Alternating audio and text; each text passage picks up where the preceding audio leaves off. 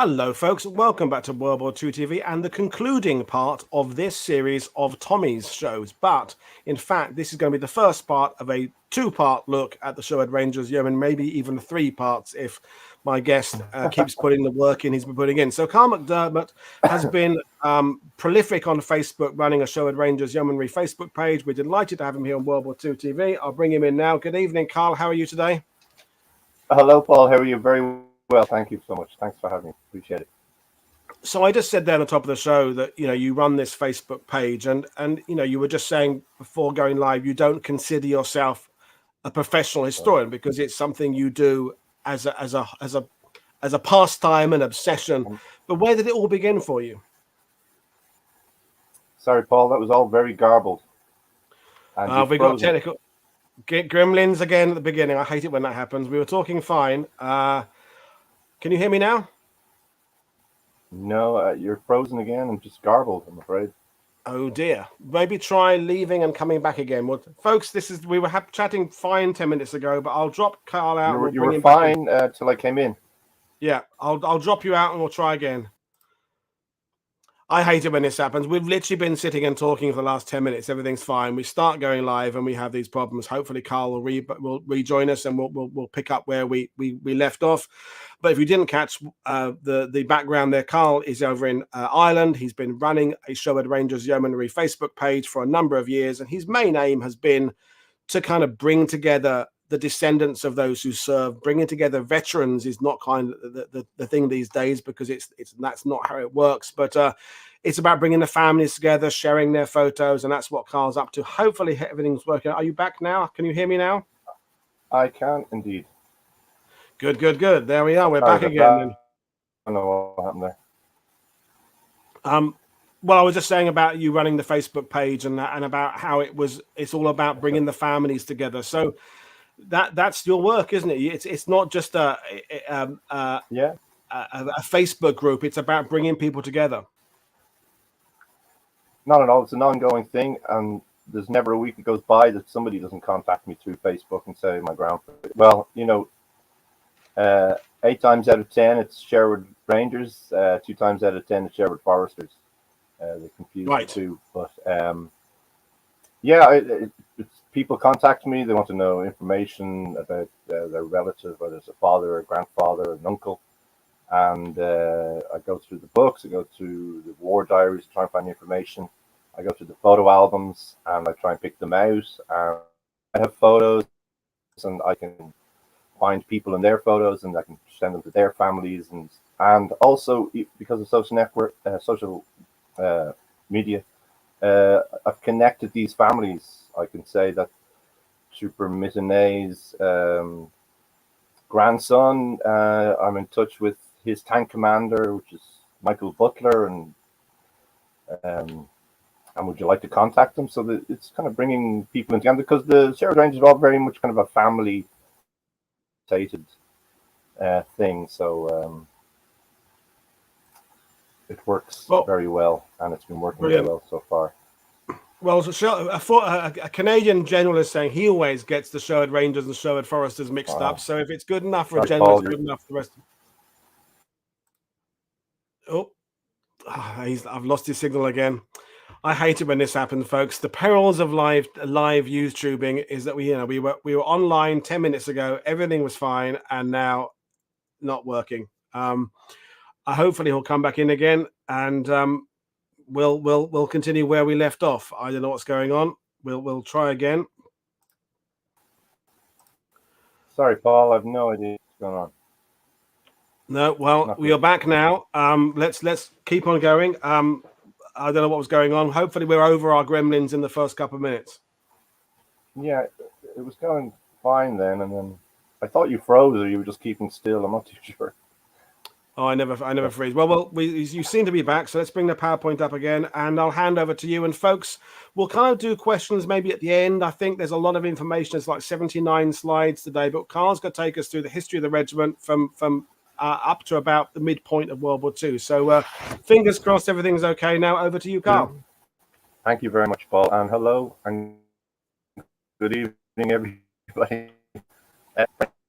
French Revolution slide there. it all kind of kicks off with the French Revolution and the kind of perceived threat. I mean, France declares war on Britain and Austria and the Dutch in 1793. So there's there's a perceived threat of French invasion. Obviously, they execute Louis in January 73, Marie Antoinette in October 93. Sorry, and then in March of 1794, William Pitt the Younger, he gives a speech. He's the prime minister at the time. He gives a speech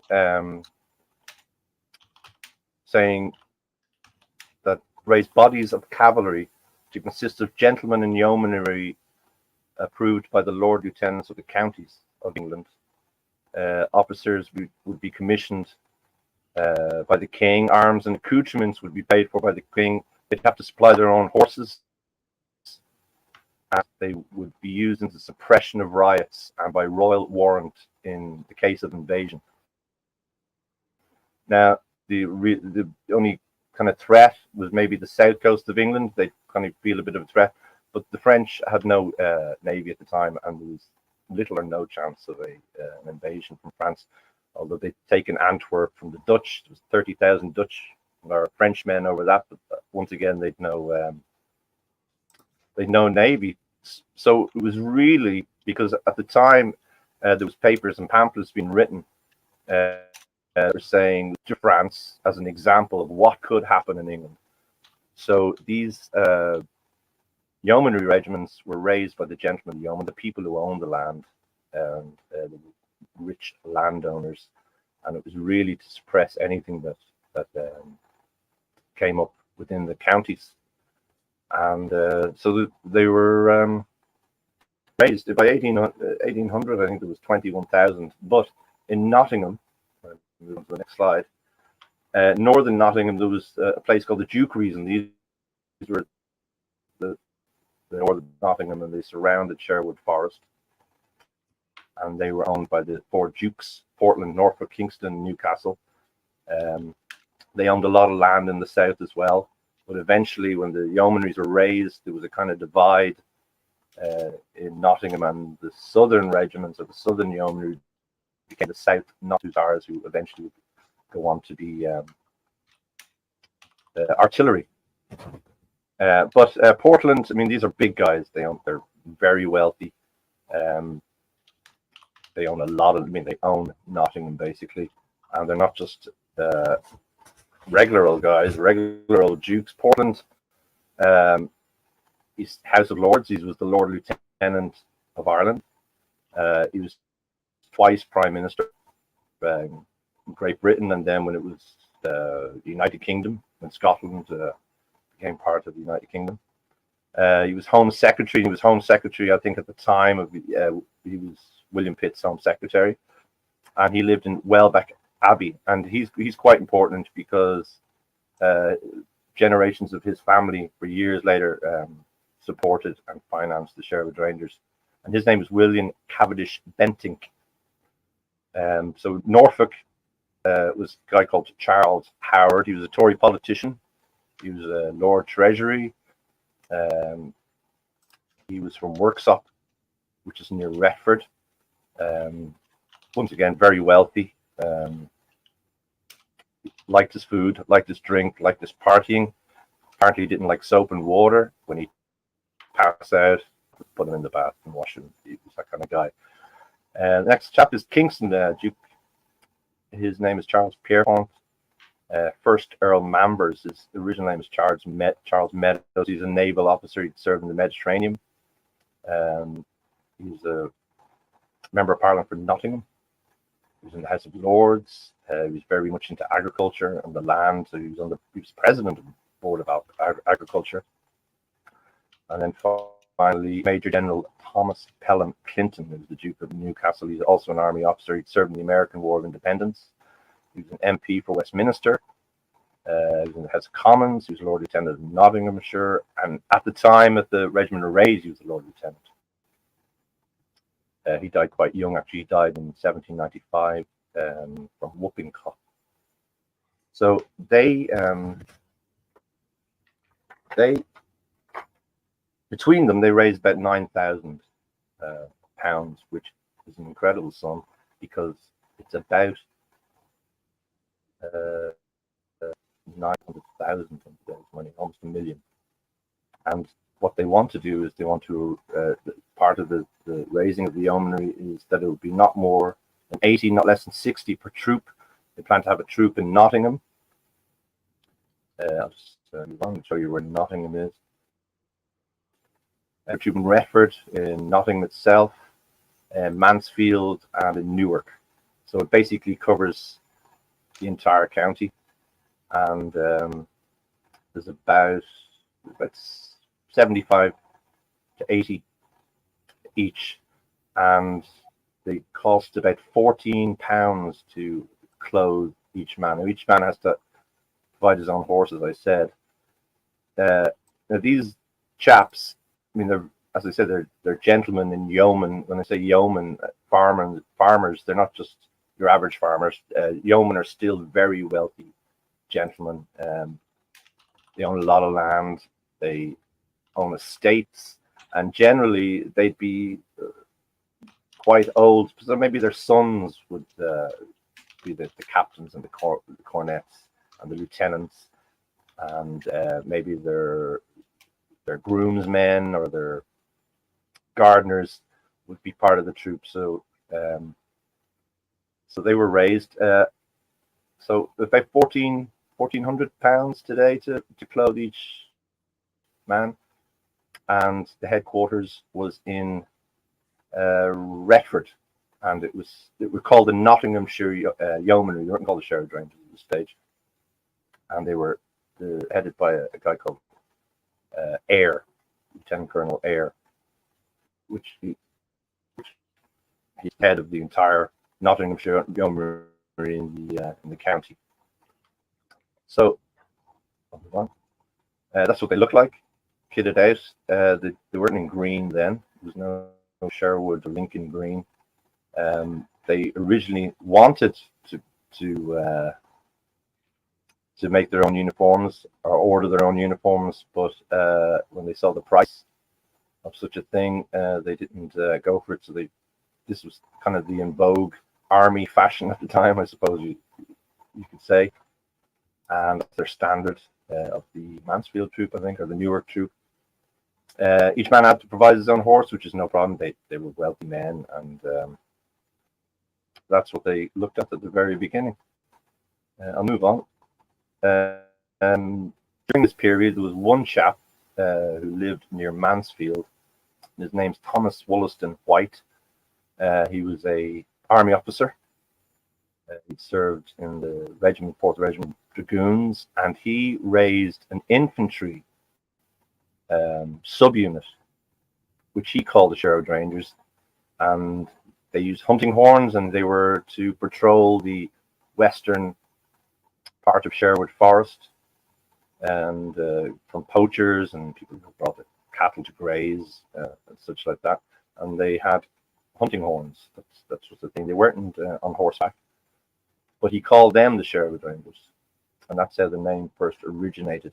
Now, he was also a captain in the Mansfield troop of the Nottinghamshire Yeomanry. Now, during all this period, as I said, by 1801, there was 21,000 yeomen in Britain, and there was also a lot of rioting, a lot of civil unrest, and for the next 30 or 40 years, they were called out for things like the food riots, which, funnily enough, Nottingham was quite a radical place at the time. Everything seemed to kick off and kind of spread. The food riots, the Luddites, and that's Sir or Captain Wright of Wright's Bank of Nottingham, leading his Nottingham troop into a riot in Nottingham Square, breaking them up. Then there was the Luddites, and these were attacks on these were called frames for making fabric. Nottingham was very famous for its lace, its fabrics, at the time, and these Luddites, they weren't really into the whole industrial revolution where people had been hand making stuff, and suddenly these frames were coming in, factories were being set up, people were being paid crap wages, so they were really going around attacking. And the Nottinghamshire militia, the yeomanry, it wasn't like they were going to a riot to break it up. These people would attack, and by the time the militia or the yeomanry would get there, they were gone. So they kind of set up a bit of an intelligence thing, and this was pre-police force, you can imagine. So although I founded the police force in Britain, Robert Peel, he was also a yeoman officer. So by the time of, let me see the next slide is, by the time of 1852, the Nottinghamshire militia or the Sherwood Rangers weren't, any yeomanry weren't really used because it was a national police force at that stage, because the yeomen were helping the regular army through, because they were overstretched during these times of riots and such. But this chap came along, Thomas Wildman, and he was the Light Dragoons army officer. He'd been at Waterloo, he'd been Peninsular War. A very, very wealthy family. His brother had gotten sugar plantations in Jamaica, and it made an absolute fortune, which I think his brother was a partner in. So he went to Harrow with Lord Byron, and in 1818, after he'd returned from the wars and the threat of Napoleon was over, he bought Byron's estate, Newstead Abbey, near Mansfield in Nottingham. He bought it for £95,000, which is £9.5 million now. That's incredibly well. And he put the same amount of money into refurbishing the place. Byron's family had owned the estate for 4 centuries, so they were obviously really good mates. He got Byron out of a big hole. Byron was financially bankrupt at the stage in his life, and obviously very good pals. He set up a museum of Byron on the estate as well. Now he was called in. He was a captain in the Mansfield troop. He was called in because he wasn't a lord or a sir or a duke, and at the time, people were happy that civil riots were being broken up and suppressed and all that kind of thing. But when it came to people rioting because they've no food, no grain, and the price of grain and the price of food and all that kind of thing, it seemed a bit, it pissed them off that you had these officers on horseback coming along to stop this. So Thomas Wildman seemed a more down to earth chap. He didn't have a title. He seemed a very pleasant chap, and it was pressure from the king at the time to kind of bring the yeomanry together, because by the time of when he became the commandant of the Sherwood Rangers, 1828, there was no threat from Napoleon. Many of the yeomanries had broken up, either out of just boredom or no finances. But the very rich dukes of Nottingham were able to keep on their yeomanry, so they decided to put them all together into one unit, which they called the Sherwood Rangers Yeomanry, and he became the major commandant in 1828. And a month after he took over, he held the first annual camp. He brought the 4 troops together on his estate at Newstead Abbey. So he was the major commandant until 1836. And I'm on the right track here.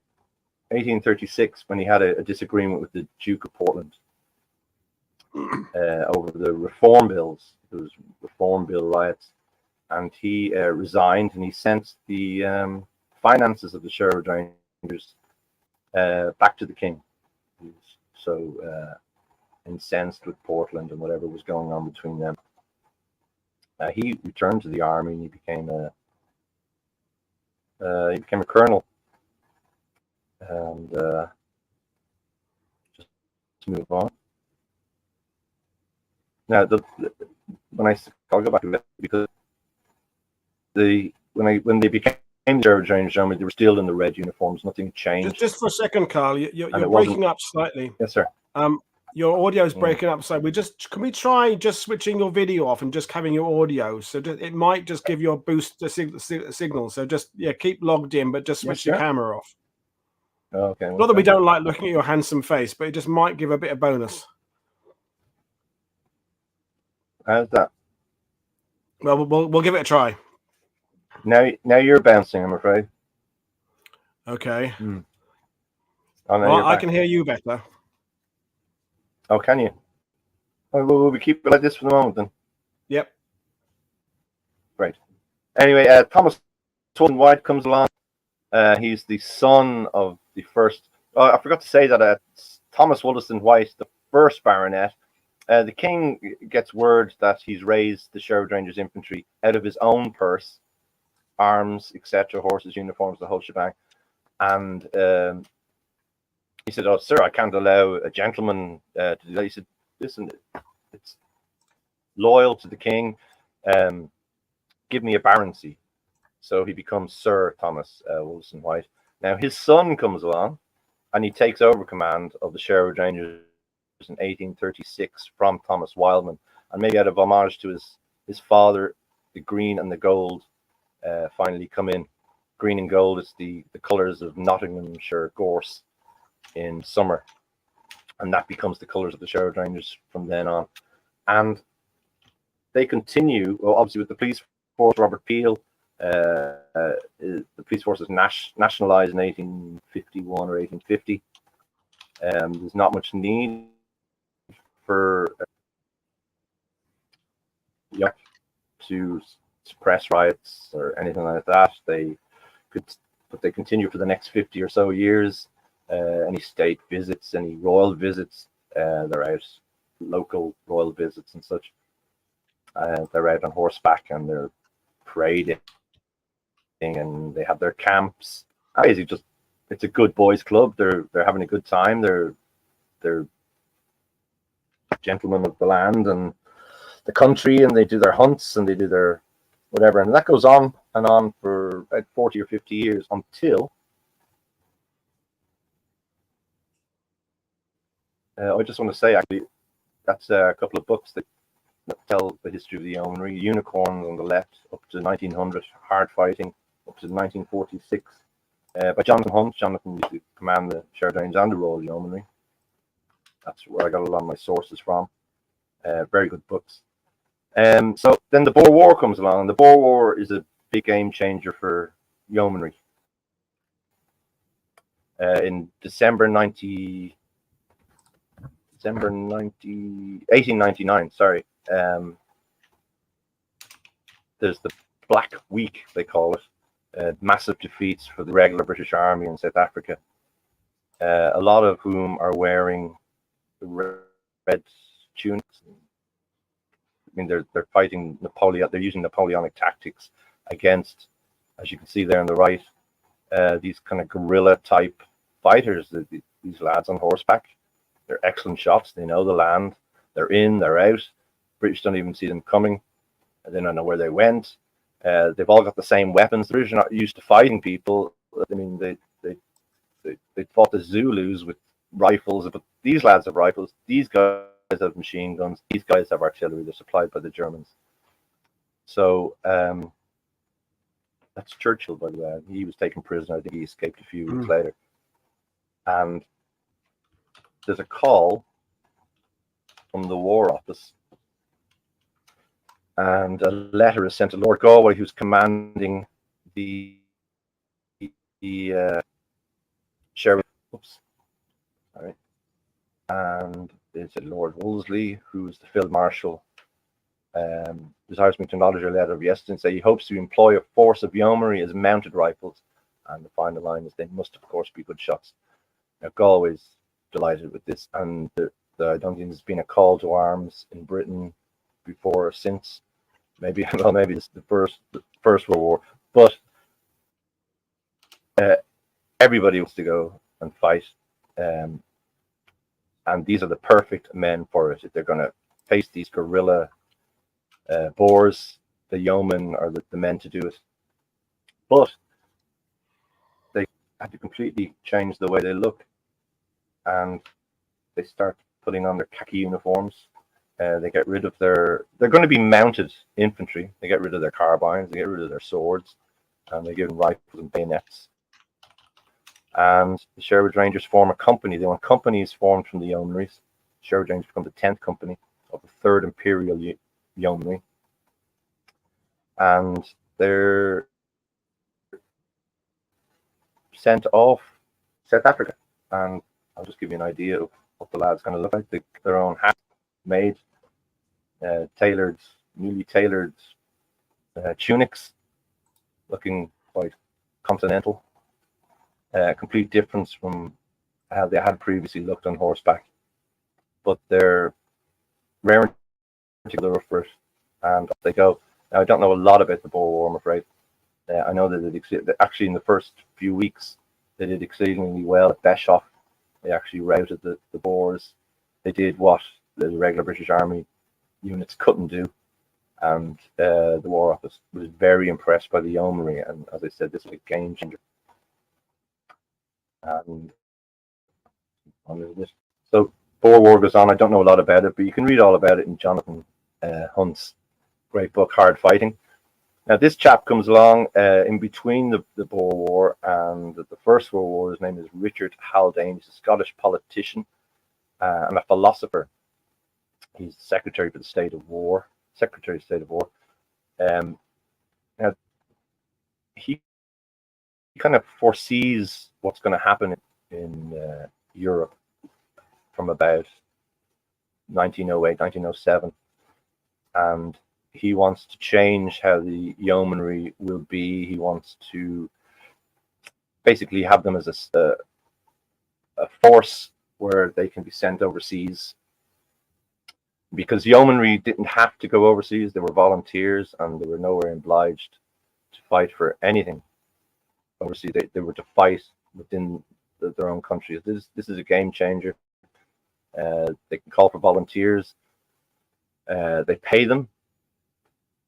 They arm them, but once again, they must supply their own horses. And people actually think he's a bit pro-German. He's a philosopher, and he's very much into German philosophers.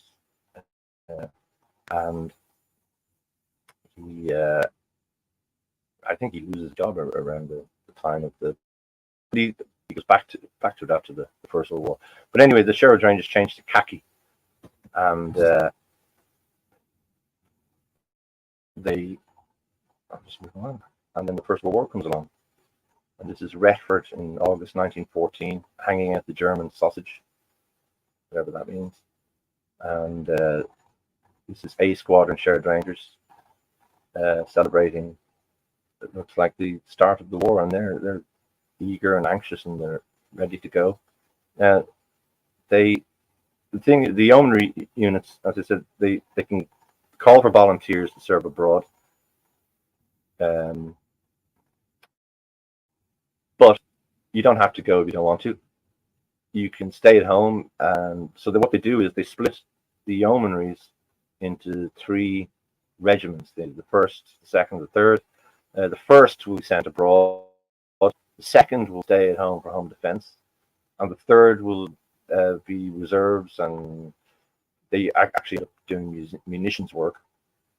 So the first Sherwood Rangers are sent to Norfolk because it's kind of a wee threat, and there's probably Zeppelins flying over and all sorts of stuff, and they hang out in Norfolk until I think April 1915, and they then head off to Gallipoli.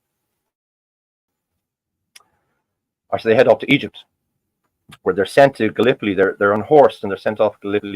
They spend about 3 months there. They're kind of an MG. They're infantry. They're MG teams.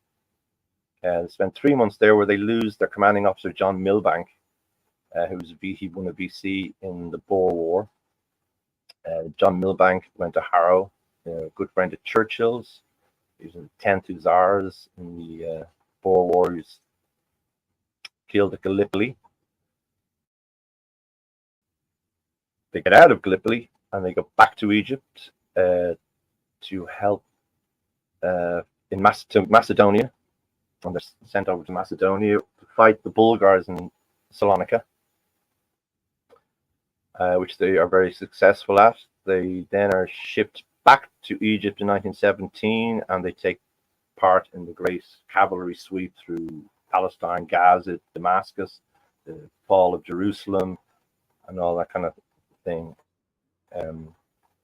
They get 13 battle honors in the First World War, but they suffer about 122 men killed in action.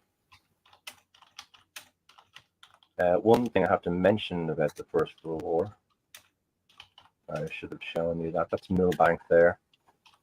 Pictures some lads in Egypt. One thing I have to mention is that when they're sent to, when they're sent from Salonika back to Egypt in 1917, they're on a ship called the Sestrian. 556 men, about 800 horses, or 600 horses actually, and the rest in mules, and they're hit by a U-boat. Now the men get off, but all the horses, all the mules, and all the kit go down, and that's a picture of the Sestrian there. And I mean, you can imagine there's 800 horses in that picture, and it's a massive. I mean, these are well-fit horses. Obviously, as cavalry, I mean, horses are absolutely imperative to them. They're treated very well, and they love their animals. And they all down. So, but they're replaced in Egypt, but they're they're second grade. They're not. But after a bit of training, they get back on track, and they do the whole sweep into Jerusalem. I'm on the right key here. I'll move on. Now, between the wars, they come back. First World War. There's a reduction in numbers. Their annual camps, it's all very nice.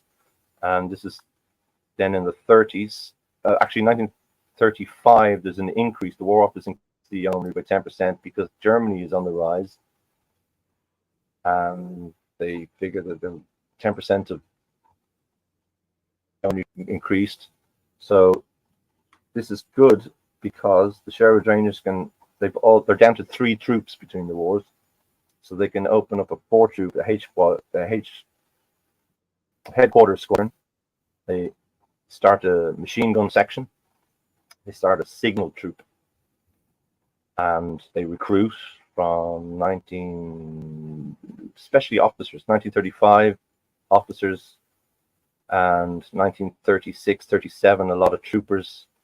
And then in January 39, the Duke of Portland, he does a recruitment drive for the TA, which had been, Haldane and called them the Territorial Force. They were now called, in 1920, Territorial Army. And Portland did the recruitment drive. A lot of men from his estate, well, that cavalry joined. They had a choice, the Foresters or the Sherwood Foresters or the Sherwood Rangers. So a lot of them fancied the horses. They were already horse drivers, groomsmen, gardeners. And then in the summer, as war, kind of clouds of war loomed on the horizon, as they say. Another recruiting, more people came in, Sherwood Rangers. I'll kind of give you examples of these chaps here. That's May 39, wooden horse that have been trained on lads, probably who had never ridden a horse in their life. They still went and joined, were trained, and it's a wooden horse, believe it or not. Stride, the training horse. We'll move on now. I'll give you examples because it's Tommies. It's Tommy's week, and we got to talk with the Tommies, right? Individuals, and that's kind of my thing. This chap joins on his 17th birthday. Well, actually, his 17th birthday is the 28th of November, or the 24th of November. It's actually his birthday tomorrow. He joins on his 17th birthday in 1936. His name is Ronald Goy. He's from Ordsall, near Retford.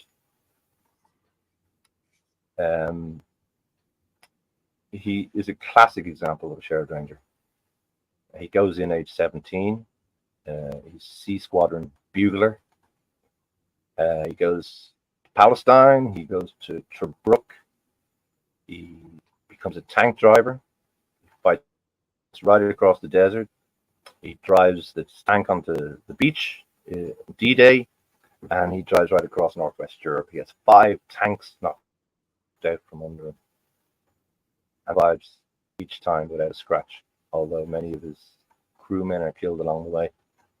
He works in a place called British Ropes in Ordsall, and lots of his, when I kind of say this, lots of his mates joined too, and it kind of reminds me of the PALS battalions or something like that from the First World War, where I think people from the same town or the same village or whatever.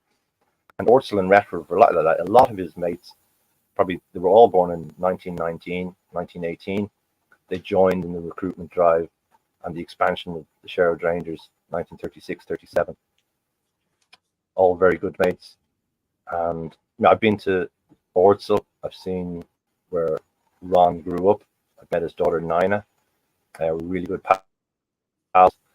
The amazing thing as well about Ron is that he was born in this little cottage in Ordsall, beside a place called All Hallows Church, and 50 feet away from where he was born, he lies buried, which is incredible.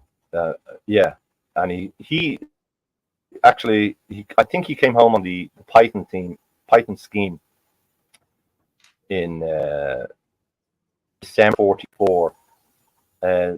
People don't know what the Python scheme is. It's if you've been away for 4 to 5 years abroad, it's a long time. You were entitled to go home, or you could go home for a month and come back.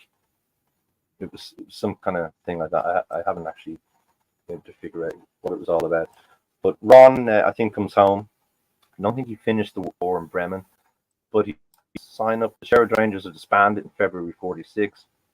He does sign up again in 47 when the Territorial Army is brought back, and he serves for another 47, another 15 years. So Ron's 25 years in the Sherwood Rangers, which he's not the longest who served, but he's a perfect example of a man who's been there, done that, and I certainly call him a true Sherwood Ranger. It's actually his anniversary on the 28th. He died quite young. He died in 85 or 84. His wife died the following year, same month, following year. But he's an example of one of the guys. I mean, those guys like, let me think, his mates Bernard Trossel, Jim Thorpe, they were killed at Alamein. So one by one, he'd see his pals be killed. You know, Alam Halfa, Alamein, whatever, Libya, Tunisia, wherever. You know, Arthur Hyness was another one. His brother and himself in Sherwood Rangers. Arthur was eventually become Stuart Hill's driver in Northwest Europe, and in Recce Troop, his brother Nev was also in Recce Troop Sergeant. Nev had been in, I believe, Afghanistan, the Indian territories in the 30s. So he's quite a career soldier. Then there's these two chaps, Harry and Arthur Buckingham, twins from Welbeck. These are Gardens and Welbeck, and these are the lads who join in January 1939 at the request of the Duke of Portland. Now, I got their photo album. This is the first page of their photo album, and it kind of shows their life together. It's kind of quite sad because Harry doesn't survive the war. He's killed at Zemzem. He becomes a tank driver, and Arthur is the first on the scene. and pulls his brother's body out, which, you know. But I do know people who knew Arthur after the war. He's a very nice man. Now I can't imagine what it's like to lose it, or brother or a sibling.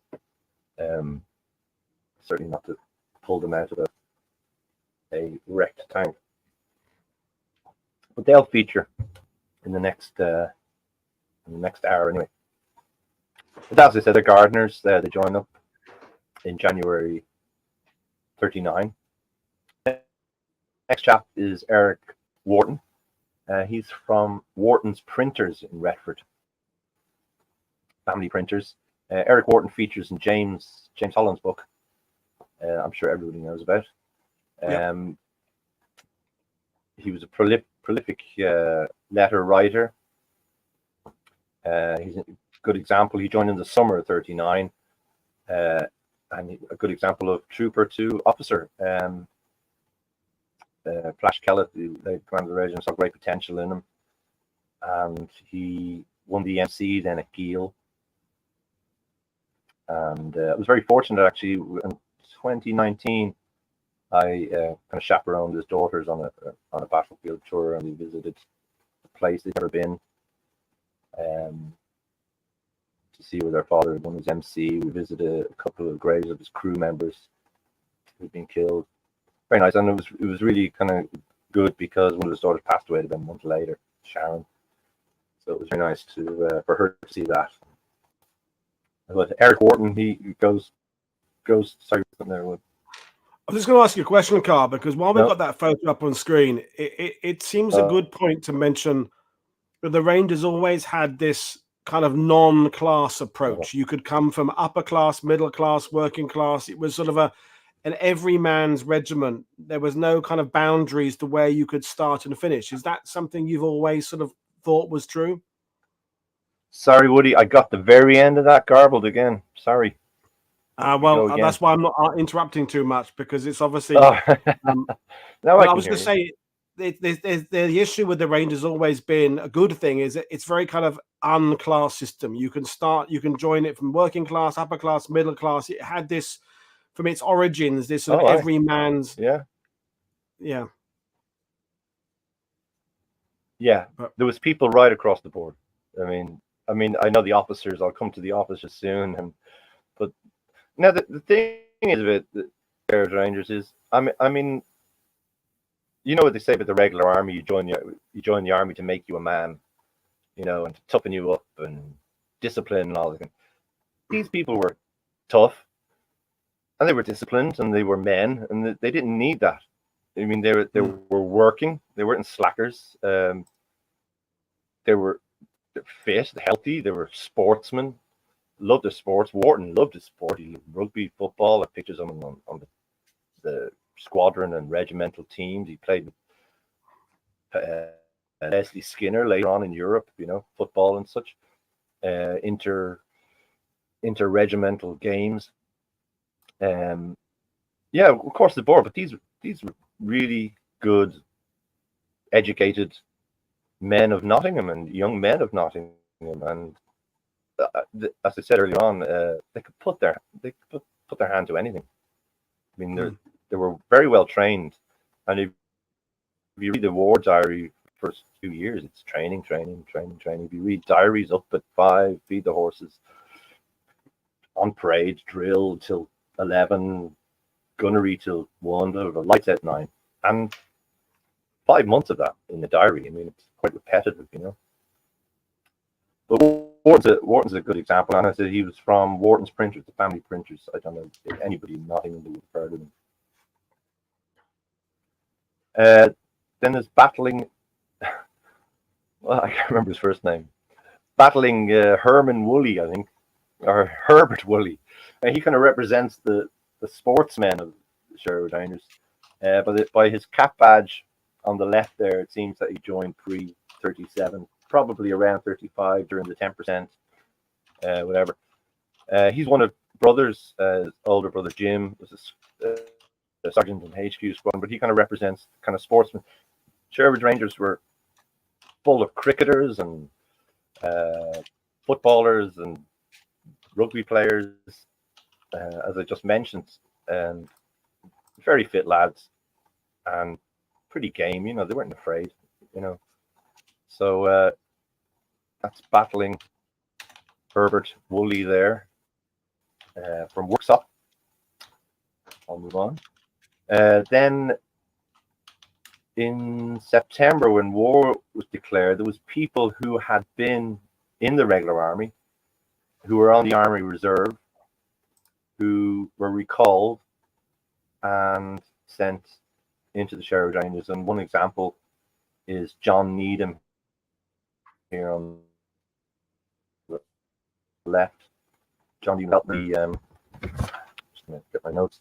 He served before 1911. He served in the King's Dragoon Guards in Egypt. Joined the army in 1929.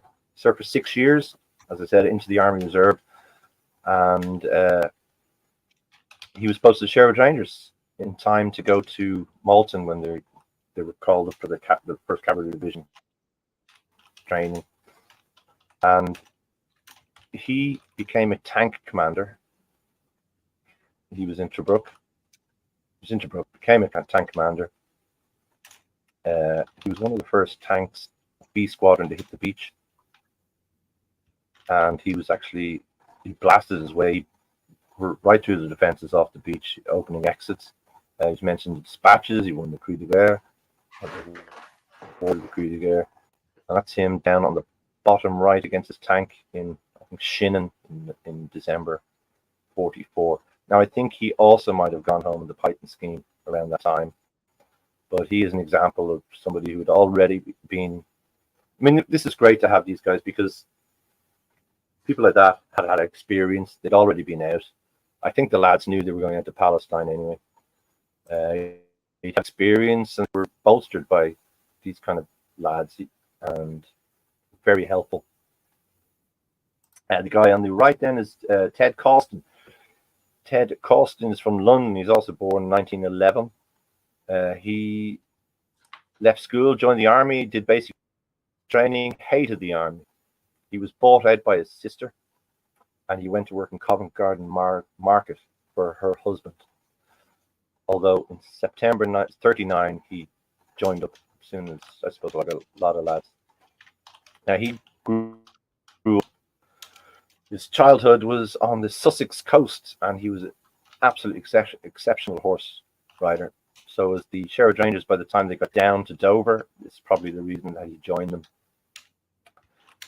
He'd also become a tank commander. He's pictured there on the bottom, wounded at Geilenkirchen, I think on the 23rd of November today, or yesterday, the 22nd of November, and that's him as he arrived in England, and he's on the phone to his wife. I've just come home. Now, Ted Causton had fought at Giel in C Squadron, and I didn't get a chance earlier on to say my connection with the Sherwood Rangers. My grandfather had served with the regiment.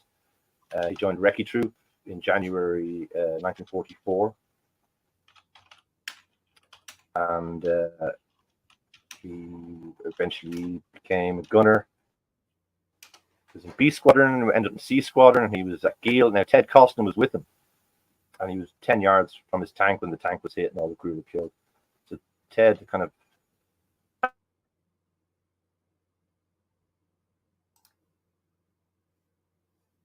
went down, which is really good for me and really good for our family to know exactly what happened. I've been in touch with Ted's daughter, Jenny, over the years. Jenny trawls through all the newspaper archives and the ancestry sites and sends me any mention. She's been absolutely helpful, 1000%. So much information comes from her, and she's watching. Hello, Nina's watching. Hello. But he's an example of kind of last of the stragglers that they pick up before they head off to Palestine. Now, I'll give you a couple of examples of the NCOs. On the left here is Squadron Sergeant Major C Squadron William Heathershaw. Heathershaw had served in the First World War in A Squadron. A Squadron were based in for the time. He'd won the DCM in Jerusalem. A very experienced man. And on the right is a chap called Arthur Brudd Barlow. He joined in 1928. I think Barlow has the distinction of the longest serving Sherwood Ranger because he finished in 1958 or 1960. I think he was killed a year later in a car crash. So he was about 32 years in the Sherwood Rangers. Now he's squadron sergeant major, maybe I think of a squadron, but he became regimental sergeant major. And he also has the distinction of being absolutely every battle with the Sherwood Rangers. He'd been everywhere, absolutely everything. He won the MC. He was awarded the MC, which is unusual for a warrant officer. Officers were only awarded MCs at the time. I like the way you say Sam Brown with that. I actually own that Sam Brown belt on Head of Show, cool. and I have his spurs as well. Yeah, I only got them recently from his daughter. It was me or the bin, I'm afraid, and that's what happens to a lot of stuff. Yeah. I mean, here's a perfect example. James contacted me. I mean, James came over to Dublin earlier on this year, and he said, "I have something for you. I've got John Semkin's. I'm sure you've heard of John Semkin. He made John Semkin. I'll mention him later. I've got John Semkin's photo albums, and his son Philip is going to bin them. But he said, I'll ask James if he wants them." And James went, "Well, I'm going to give them to Karl, man, you know." So they would have went out in the bin. Now, I got the photo, and they're all from battlefield tours from the 80s and 90s. And it has all the veterans in it. I mean, the thought that they would have went in the bin is just, anyway, I'm not even going to go there, to be honest. But a lot of that happens, as you probably are aware. Yeah. And so, but Barlow, I mean, one look at him. I mean, that guy means business. Tough as nails. I think he was MID as well. Mentioned his back. Heather Shaw would eventually come home because when they got to Palestine and things escalate, they all have to come home. Those who were over 40, and you can't go out to Palestine unless you're 19, over 19 or older. So I'll just move on real quick. And just a collection of photographs. There's a million stories. I mean, the Second World War is amazing. Millions of stories, and each one is fascinating. The rest. And down the bottom left is Harry Buckingham, the brother of Arthur, who's killed with Zem. Chap in the middle, standing up on the bottom, Joseph Hallam, taken prisoner at Crete. Peter MacDonald on the far right, he loses his legs at Alamein. Henry Hutchinson's driver, he also wins. They both win the MM. Next to him is Les Harris, who was killed. He actually is the only survivor of my grandfather's tank. Ron Hill in the top right, killed in Normandy. Sid Sidaway to his left. D-Day, wounded on D-Day, loses half a leg, becomes a bus driver in Leeds after the war. So I mean, you can pick anyone, and they'll all have a million stories, or all great stories to tell. Things that happen to them. So I'll just move on quickly. I don't know what's next. Exactly. Well, here's the office. The officer is 1939.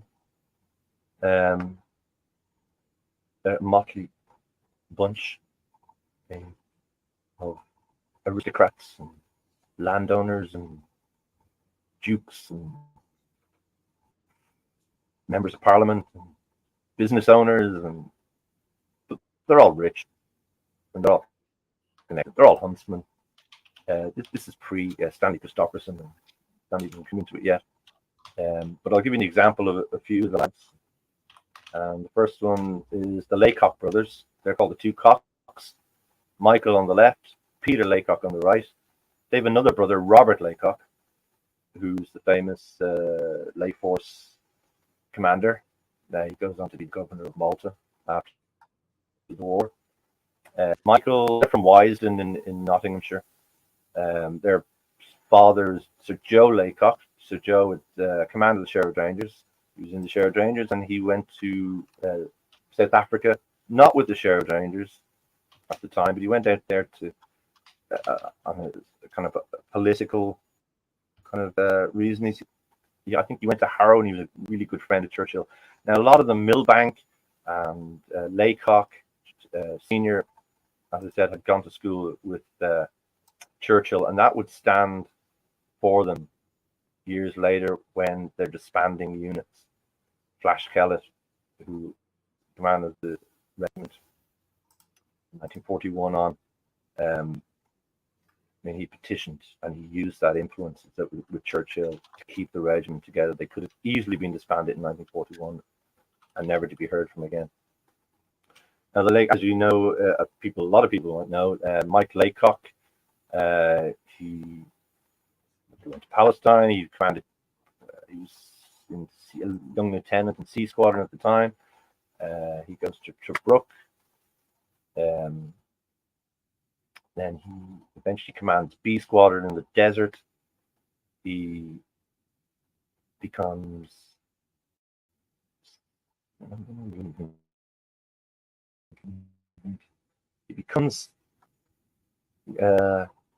commander after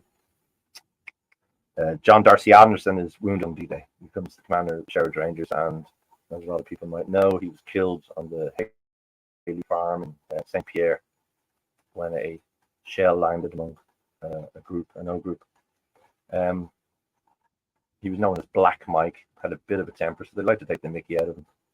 And if you read An Englishman at War by Stanley Christopherson, they tell of tricks that they did on him in Tobruk and all that. But he was quite tough as nails and good sport. I've seen video footage of him, and he's quite a rugby build on him. I doesn't really see it there. His brother's Peter. Peter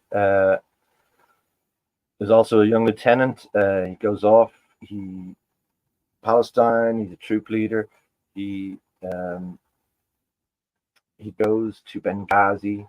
Benghazi falls. He's brought back to Tobruk, and he has a mobile strike force which he commands. And when Tobruk falls and they're all evacuated, Peter is sent by Flash on a staff job because he's kind of lost his nerve during the bombing in Tobruk and Benghazi. Mike Laycock goes mad. The Laycocks go mad. But Flash is adamant. He's not giving command of a squadron. Take a staff job. Actually, Stanley even says in his book, An Englishman at War, that saw Peter today. He looked quite pale. I don't think he can handle the stress of the bombings. But he does go on to found Laycock, or Lay Force 2, I think, which is 10th Inter-Allied Commando with the Poles. And he's pictured there with a Polish chap at Easter in 1943. So that's the Cox, the two Cox. Then there's Mickey Gold. His father was an Olympic rower. Mickey went to Eton. He's a stockbroker, a bit of a character, a bit of a laugh, good humoured, into everything, but tough, brave, and a great commander. Mickey's a great scrounger, and which helps them when they move to Tobruk. Stanley writes all about it. A couple of things. You can see that he's got a patch. He loses an eye in Geel as well during the Geel battles. He's sniped in the head. He's commanding B Squadron in that stage. He's also done a stint in the 23rd Hussars. And he's in Normandy. He's brought back from the Hussars to take command of B Squadron when the previous B Squadron commander, Charles Hanson Lawson, is wounded at Fontenay. Now, Mickey claims he's one of the first British troops into Paris in August 4. Says to Stanley, any chance I could just come visit some friends? Now, Stanley thinks the 23rd Hussars are not too far away. He must be going to visit them. But what he does is he takes Squadron Sergeant Major Edwin Biddle and his Batman, Nicholas Rugman, and they hop in a car and they hot-footed to Paris. And they go straight to the Ritz. This is the story. They go straight to the Ritz. They're plied with food and champagne. And by the time they get back, the regiment has moved on 6 miles away, and they find the squadron clerk sitting on a box in the field saying, "Oh, I've been left to tell you where to go, sir."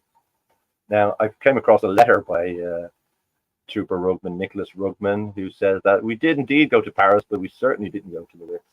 We went to the first cafe that we saw. We parked outside, and it wasn't champagne, but it was cheap wine, and we had a bite to eat. But they obviously got very hammered. They didn't get a rocket from us because he's an old friend.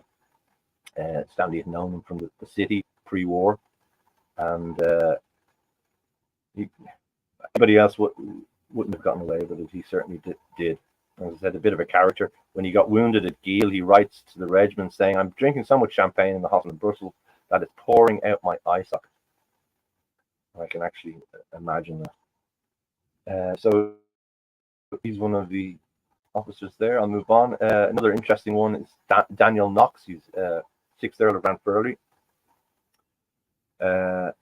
He went to Eton.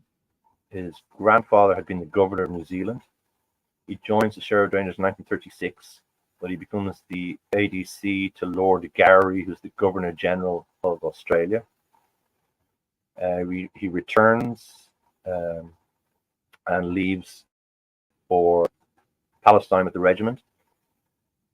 He's one of those guys who brings his wife out, or his wife makes her way out, and her name is Hamoni Ranfurly, and she writes a book called To War with Whittaker, if anybody's heard of that. His Whittaker was his manservant, and he said, "Are you coming with me, Whittaker?" And he said, Where, sir? "We're going to war." "Okay, sir." So that's the book's based on, the blasé nature of, "Yes, sir, anywhere you go, sir." But she writes the account of how she doesn't want to be away from her husband, and her adventures. It's absolutely excellent book. I highly recommend it. But anyway, he goes out in Palestine. After the horses are gone, there's kind of a period where they're doing coastal trade, and the officers are getting a bit bored. He becomes the aide-de-camp to Philip Neame, General Neame, and he's taken prisoner with him in April 1941 when the Africa Corps advances eastwards.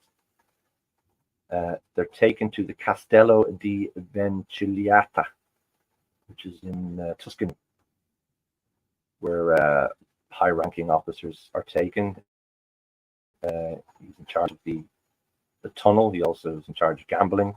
Becomes very good friends with Carton de Vert, who's on the MC or the BC. The guy's like a Swiss cheese. I've heard shot in every orifice and every extremity and every whatever of his body. Becomes very good friends with him. In September 1943, at the fall, Mussolini, they're released by the prison commander. They hop on a train in Florence, and they join the partisans in the Apennines, and they spend about 3 or 4 months there till they finally get back to Allied lines. After the war, he works in insurance in Lloyd's Bank, and he becomes the governor of the Bahamas. And he's just another example of, escape and evade. And I mean, there's a book there. I mean, they're all books, really, So he's one of the young officers. I'll move on. Then there's these two guys, Miles Hilliard and Michael Parrish. They're famous for escaping Crete. They both wrote books. Miles wrote published his letters. It is Bliss here, it's called. Miles was an openly gay man in the Sherwood Rangers, and it didn't seem to matter to him. At the time, it doesn't matter anyway, but at the time, 1940s, British Army, you do not have gay men. They bring partners to the regimental dances. They hadn't a problem in it. It's kind of a testament to his character that it was just completely overlooked. He becomes intelligence officer later on for 7th Armored Division, I think. He negotiates the surrender in Hamburg, and he takes Stanley Christopherson at the end of the war to the Chancellery in Berlin, where they nick a massive big silver bowl which they called Hitler's piss pot, which resides in Carlton, the ARC there in Nottingham. It's inscribed and there for all to see. I think every year they drink champagne out of it. But Michael Parrish then, Bretonian, he's into mining. He's born in Oxfordshire, but he's visiting Lord Yarborough, who's commanding the regiment in the late 30s. And Yarborough invites him to join the Sherwood Rangers. And Parrish is another chap who escapes with Hilliard. They spent 4 months crossing the mountains in Crete before they finally get a boat to Turkey. Falls off a cliff just as they get on the boat, and you can see him there with his hand in his face, just to the left of him there. Hilliard is top left. They're in a bit of a state when they reach, and they picked up a few stragglers along the way. He wrote a book, Aegean Adventures and the End of Churchill's Dream, 1940-43. He ends up working for MI9. He's involved in the capture of Samos and Liros, I think. He's shot in the leg during that. He's taken prisoner, but he's released on a prisoner exchange program later on. Move on to Basil Ringrose. Ringrose was from Newark, a Labour politician. He joined Sherwood Rangers in 1927. As it says there, Lawrence of Ethiopia. When he goes to Palestine, and the Italians kick it off in June 1940, he's called to go to Abyssinia to raise an army of irregulars to fight the Italians and to kick them out of the country. So he takes 3 Sherwood Ranger sergeants and a bag of gold coins, and according to this article, he raises 80,000 men from the mountains of Abyssinia, which I think is Ethiopia now. One of the sergeants that he took with him is buried out there. He was left behind, Frank Hopewell. He was from Newark. He died of malaria. He was left there after the fact to deal with Italian families and refugees. But Ringrose turned to be very successful. I think he has a bit of a Barney with Flash Keller. He may, if he hadn't have gone off, he may have become the commanding officer of the regiment. He certainly had seniority. He's been in since 28. And he rejoins anyway in Europe, and he becomes second in command. And there's a famous photograph of him back in 1945 in the turret of Robin Hood on parade. And I'll move on to Derek Warwick.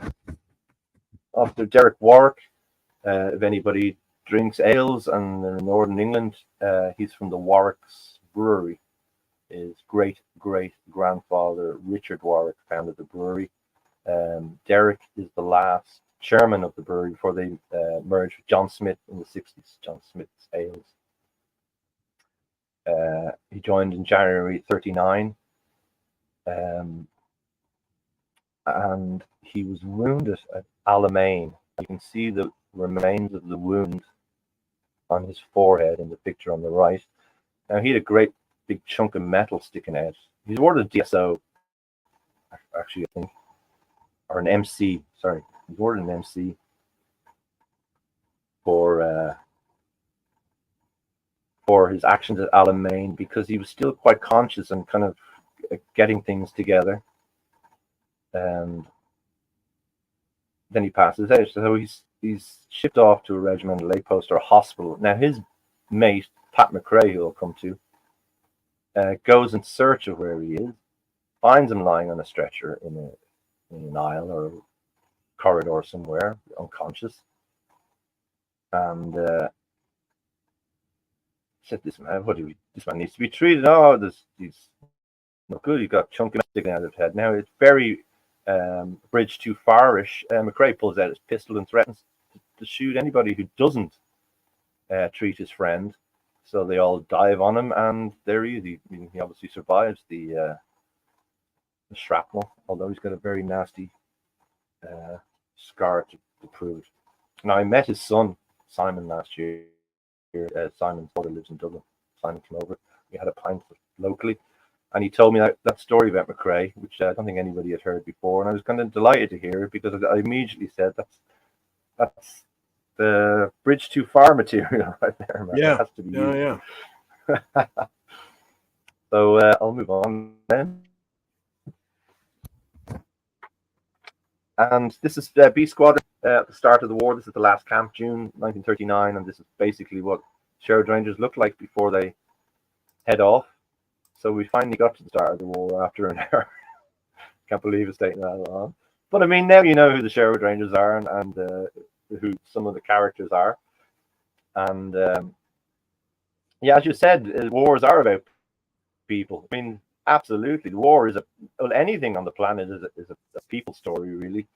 And wars are certainly about people. I mean, I know people are into tanks, guns, and whatever, but I am certainly into the individuals, the Sherwood Rangers, the individual stories. And that interest of yours is that interest of yours is coming through loud and clear, Karl. That it is about the people, and you know, there's plenty of shows on YouTube about tanks and the weaponry, but we're learning about the people. So I'm not interrupting very much because you're having trouble listening to me. So just keep on going. It's brilliant. No, I'm not. I'm glad I can actually hear you now. So maybe we've sorted something out. Anyway, I just want to mention this wee lad here. This is Stan Gabbitas. His father had been in the Sherwood Rangers from 1928, and this is young Stan Chatsworth, I think. I have it written down here. Chatsworth camp in 1934. He's aged 11. And in 1936, he's recruited into C Squadron as boy. And he's put in charge of Donny Player, who's the commander of C Squadron. I'll come to Donny shortly. He's put in charge of his Danes. Johnny is actually called John Dane Player. I don't know if it's anything to do with his family connection with Great Danes. But he's too young to go off. So, but in 1943, when he's 19, he follows the regiment out and he rejoins them as trooper, Stan Gabbitas, and that's him on the right-hand side. He's about 5'1". He said he was the only soldier allowed in the British Army who was allowed to pull his sword out in 2 goes because of his height. But he becomes a tank driver, and he lands his C Squadron tank on the beach on D-Day, and he fights throughout the rest of the war. I think he ended up working in Hanover then, or Berlin, for the military press. I'm not too sure. I know he went into journalism, I think. So, yes, then they moved to Malton because during one of the Haldane, go back a bit, is that the remaining yeomanry regiments after the Boer War, I think there's only about 32, are going to be put into 14 brigades, 3 regiments each. So the regiments of the Sherwood Rangers are partnered with the Yorkshire and the Yorkshire Dragoons, and they go to Malton in Yorkshire for training. They're going to be part of the 1st Cavalry Division, and they head up there and they do exercises, interregimental thing, football matches, training. I mean, I can't emphasize that. The Sherwood Rangers, I mean, I don't read many war diaries. I haven't read any war diaries, but it's training, and they're certainly very well trained. And during this period, new officers arrived. There's a guy on the left, Alistair MacDonald, chap in the middle, Stanley Christopherson, chap on the right, Lawrence Bedell, and another chap, John Walters, although I don't have a photograph of him. Alistair MacDonald, he's a stockbroker, I think, or solicitor. These lads have been in the Inns of Court regiment in London. And the Inns of Court is set up as a kind of cadre officer thing. In case of war, they can be sent out to cavalry units. The Inns of Court become a reconnaissance regiment eventually. Now, these are outsiders, and when they join the Sherwood Rangers, Lord Yarber is kind of saying, I pick my officers, So there's a little bit of hostility there. These guys work for a living. You know, they work in the city. You know, they don't hunt, but they are actually horsemen because they go horse riding in Hyde Park and before breakfast and all that kind of stuff on the way to work in London, that kind of place. You know. Now I mentioned Alice MacDonald because he didn't go to Palestine. He was sent as a liaison officer to France. He was killed in the evacuation of Dunkirk. He lies, I can't remember the name of the cemetery, Marchais, I think. He was killed in the Bray Dunes anyway. Lawrence Bedell on the far right, he goes and becomes eventually officer commanding HQ Sherwood Rangers, and then he becomes brigade major of the 8th Armoured Brigade. He's wounded in the desert. He's wounded again in Normandy. And then we have Stanley Christopherson. Stanley born in 1912. He spent most of his time in South Africa. His father's into I think gold mining. He grew up in Kent, I think. Faversham. Is Faversham in Kent? Would it be? Faversham is in Kent. Yep. It is. Yeah. So the great thing about Stanley is that he documents everything. He takes photographs, he records film, and he writes a diary, and he writes letters. You know, in part 2, I'll talk about the letter writing to the Fair Association and Myrtle Kellet and all that kind of thing. But without Stanley, we certainly wouldn't have a lot of information, and I'm extremely fortunate to get in touch with David Christopherson.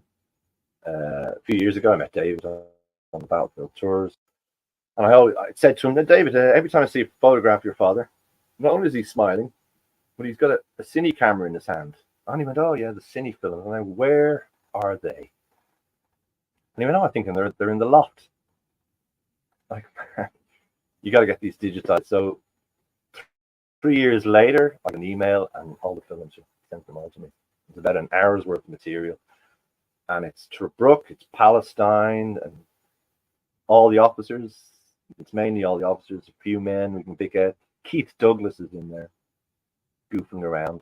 A lot of goofiness, but it's kind of, to me, it was kind of the holy grail of film footage of the Sherwood Rangers. I'll move on real quick because we're not seem too good on time. Now, Ernest Crate is the first fatality. Now they move after Malton. They move back down to Lincolnshire to be in and around Brocklesby Estate, which is the home of the commanding officer, and from where they'll train out.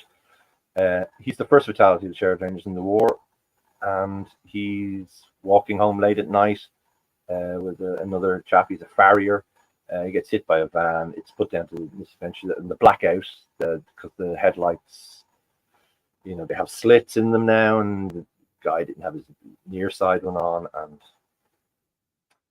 and he's the first fatality. It kind of, if you keep mental note of him, because I'll be mentioning him a little bit later on. Then there's your Lord Yarborough, Sackville George Pelham. He's in 11th Hussars World War I. He won the MC.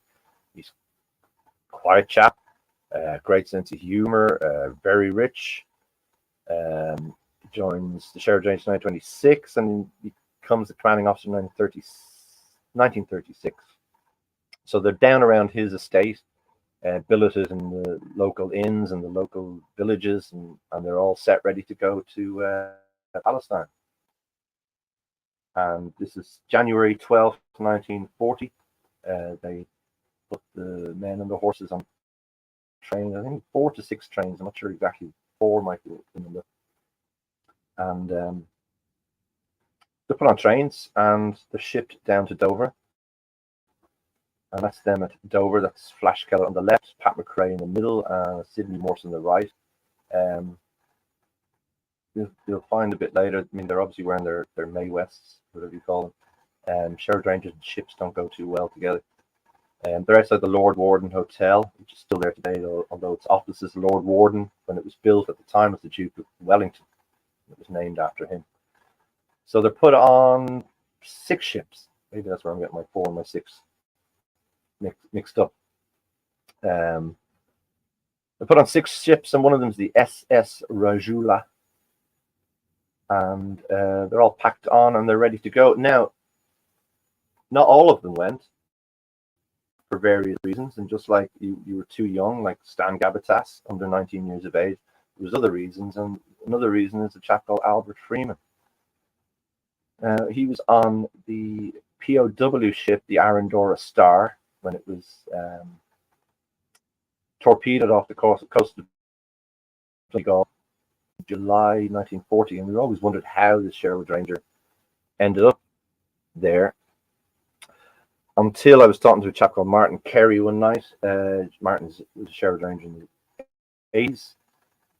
And he was saying that, well, I was at a dinner one night, it was probably the El Alamein dinner, in Carlton, and a lot of the veterans were there, and there was one particular veteran. He was talking to the serving members of the squadron, Sherwood Rangers, and he was talking about he was there, he was here, he was there, he was here, and he was like, "Oh, Ewing, you didn't even join until the desert, which is, you only served 2 years, I think 2 weeks would have been enough, You only served 2 years. Oh, I hate these blabbermouths, whatever." And he storms off. Now, this is George String, the very famous George String. George doesn't like to talk about his experience, and didn't talk about his experiences after the war. He had a really bad time. I mean, he was a farrier. He used his hands. The hands were his thing, and he lost a finger and a thumb. So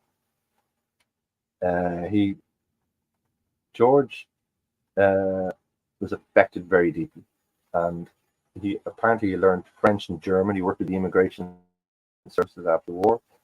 He looked after his wife, who got ill very early on, and he looked after her. I have letters from him to Stanley Christopherson saying the hard times he's going through, and he's like all soldiers, and all I did for them, and they don't even give me this to pay her medicine or do her, won't even give me a travel card, all this kind of. So he's kind of bitter as well. But anyway, George, he goes outside, and Martin follows him outside. "No, George, you all right? It's not like you to flare up like that." He said, "Oh, I just hate blabbermouths going on about what they did and what they didn't do." And he said, "Oh, there was one chap in the squadron, he was always going on, but he went AWOL. Didn't want to come to Palestine, but went AWOL. But he got his comeuppance. He went down on a troop ship on its way to Canada." And that's how Albert Freeman, now whether it was a punishment, we don't know, or he's out of the brig, or whatever you call it, out of the hole, and it was what else to do with them. But the Arandora Star went down with, they're mainly Italians actually, and they were Italian civilians that were picked up. I mean, people who had been born in Britain were rounded up and been shipped to Canada. Now, they survived a lot of them. I think it was about 40 killed. I mean, actually, there was a hell of a lot more killed, I'm thinking, in the ship. Probably half of them were killed. The other half were brought back to Britain, and rather than keep them there, they were sent on a ship to Australia, which, just incredible. I mean, you survive. It's like, but then again, these guys would survive a tank attack and get into a tank 2 days later. So they survive a shipwreck, the ship bombing, and they get sent on another ship. There's no sympathy for them at all. I'll move on. So they get to Dover. They go on to Dunkirk, and they're being trained down to Marseille. And there's a complete blackout on photographs and any kind of correspondence about where they are. So the whole period in France, except for this one photograph, and that's from Arthur Buckingham's photo album, and it says "horses on way through France," and that's the only photograph we have of the horses in France. Now I put them up because there's only one story of their trip through France, and that is from a chap called Charles Harrison. He's on the right hand side. Leslie Harness is on his left. Both men from Welbeck, the Duke of Portland's estate. And Charles Harrison was the groomsman for the Duke. Leslie Harness, I'll talk about him in part 2, was his chauffeur. Now, I'll just read a thing from the Sherwood Rangers official history written in 1952 about Corporal Harrison and what happened to him on his way. They said that the trip was uneventful, but the train did run over a French soldier and cut him neatly in two. They arrived in the area of Marseille. But on the way, the native resourcefulness of the yeoman, which shines through the incidents recorded in these pages, was clearly shown during the journey through France by the incident of Corporal Harrison and the sick horse. The horse chose to go sick in the middle of France, miles from civilization. The train clanked to a halt as a small country station. The horse was let down onto the platform. Corporal Harrison, former stud groom at Welbeck, tossed out numerous bales of straw, then jumped down to keep the horse company. The train puffed off, leaving the pair behind. Harrison led the horse into the waiting room, surrounded it with straw, locked the door, and walked off briskly to the shops, whence he returned armed with several bottles of brandy. The brandy cure had to be persisted with and took some time. Outside, the frost could have chilled enough brass monkeys to provide 15 million Frenchmen with door knockers. The travelling population, red-nosed and blue-cheeked, stormed the waiting room, demanding admission. Harrison and his horse held the fort. The door was still locked. After a time, both the brandy and the horse were exhausted. Harrison racked his brain and remembered there was a liaison officer between the British and the French commands, and that officer was none other than the Duke of Gloucester. He commandeered the station master's telephone, and by sheer effort of will, bludgeoned a chain of operators in connecting him with His Royal Highness. Harrison's explanation was brief and to the point. You remember when you visited Welbeck, there was one horse with a wart on its nose? His Royal Highness had not forgotten. Well, I've got this horse here in the waiting room, and it's got the coat. Within an hour, a special carriage was hooked up onto the next train. In the carriage were 3 veterinary officers from the Indian Army equipped for any contingency. By the time the regiment reached Marseille, Harrison and the horse, now thoroughly alive and kicking, proudly caught up with them. That's the only story of what really went down in France. Charles Harrison's 2 sons, or his son and his grandson, went on to become Sherwood Rangers. I know Anthony, his son. Charles ended up becoming a fitter. Then when they were mechanized, and he served throughout the desert and throughout northwest Europe. So I have to say also that not only was the horses, but Yarborough took his hounds with him as well, and his shotgun.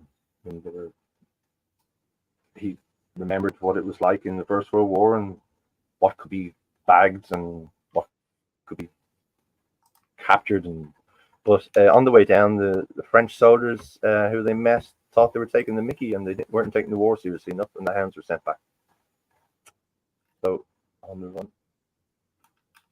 This is them arriving on the SS Rajula on the 29th of January.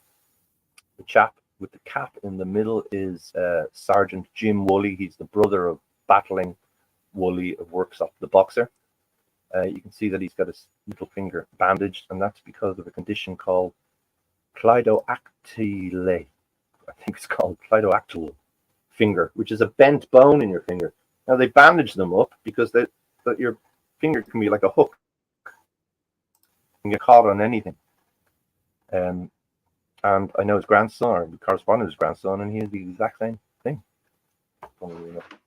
Now they arrived there 29th of June in Haifa. And they're not allowed off for 24 hours. They can send lads out to get food. They're especially fond of Jaffa oranges, which are like grapefruits.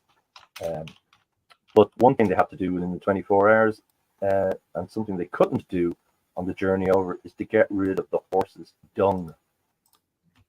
Because they couldn't throw it overboard, because U-boats could follow the trail and whatever. So dung is packed into holes in the bottom of the ships, should I say, and has to be brought up in sacks. So the shovel is, in one memoir, Owen Evers, I'll speak about him later.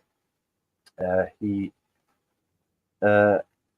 tells us that they packed them into sacks, threw them on their shoulders, and of course, it's like squeezing a tea bag. So you have all this urine and feces crawling down their back. So they spend 24 hours doing that in between breaks of Jaffa oranges. They eventually get off. And we do have photos on the photo album. Johnny Lane's 8th Squadron, which is not so good because whoever scanned it originally didn't do the May West job. This is the horses at Haifa Station.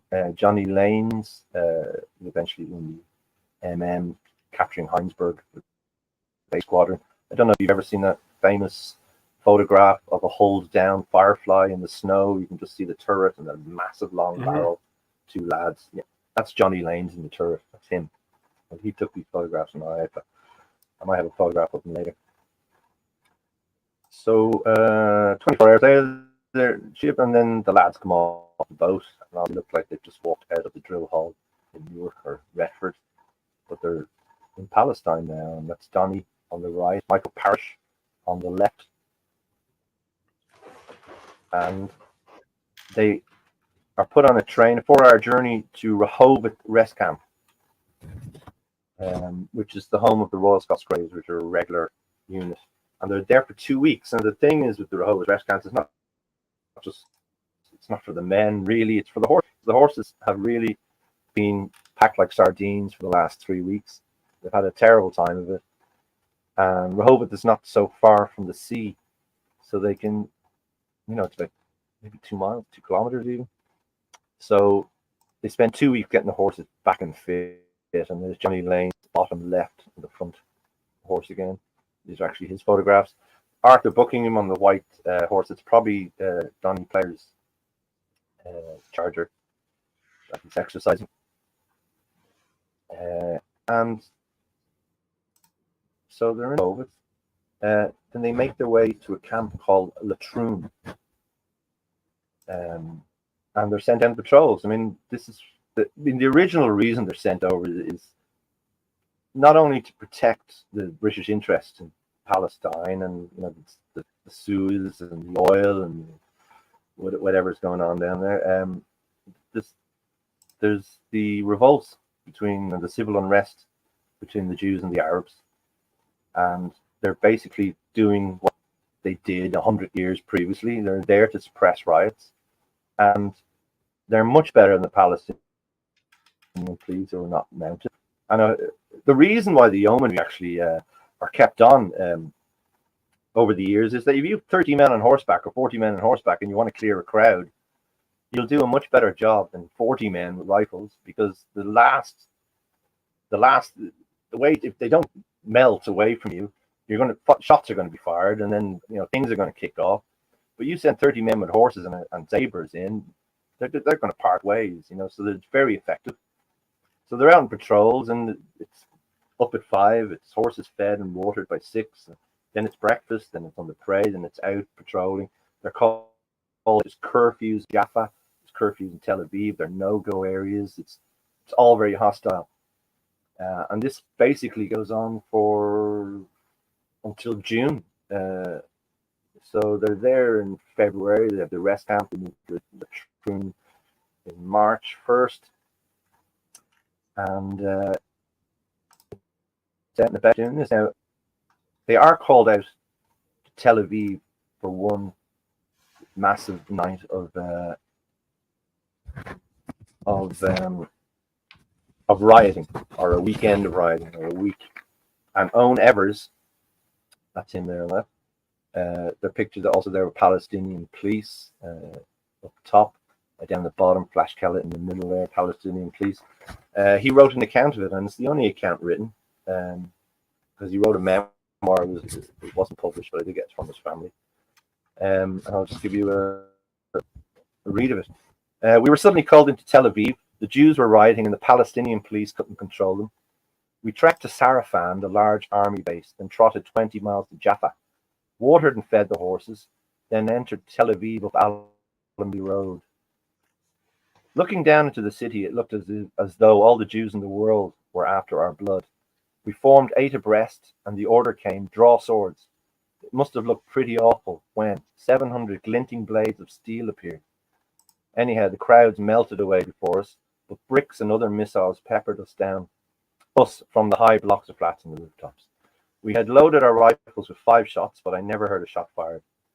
In the large square in the center of Tel Aviv, we cordoned it off, dismounted, and patrolled all the streets in the town all night. Anyone found on the street was arrested, as a curfew was in place. We picketed the horses in the guard, and the next morning patrolled on foot with our rifles and a pick shaft. The people were kept indoors for 2 days. Then on the third day, just women were allowed out for 2 hours, from 9 to 11 in the morning, to shop for food. In one of the main shopping streets where I was on duty, at about 10 minutes to 11, a large party of women and girls suddenly formed into ranks and began marching down the street.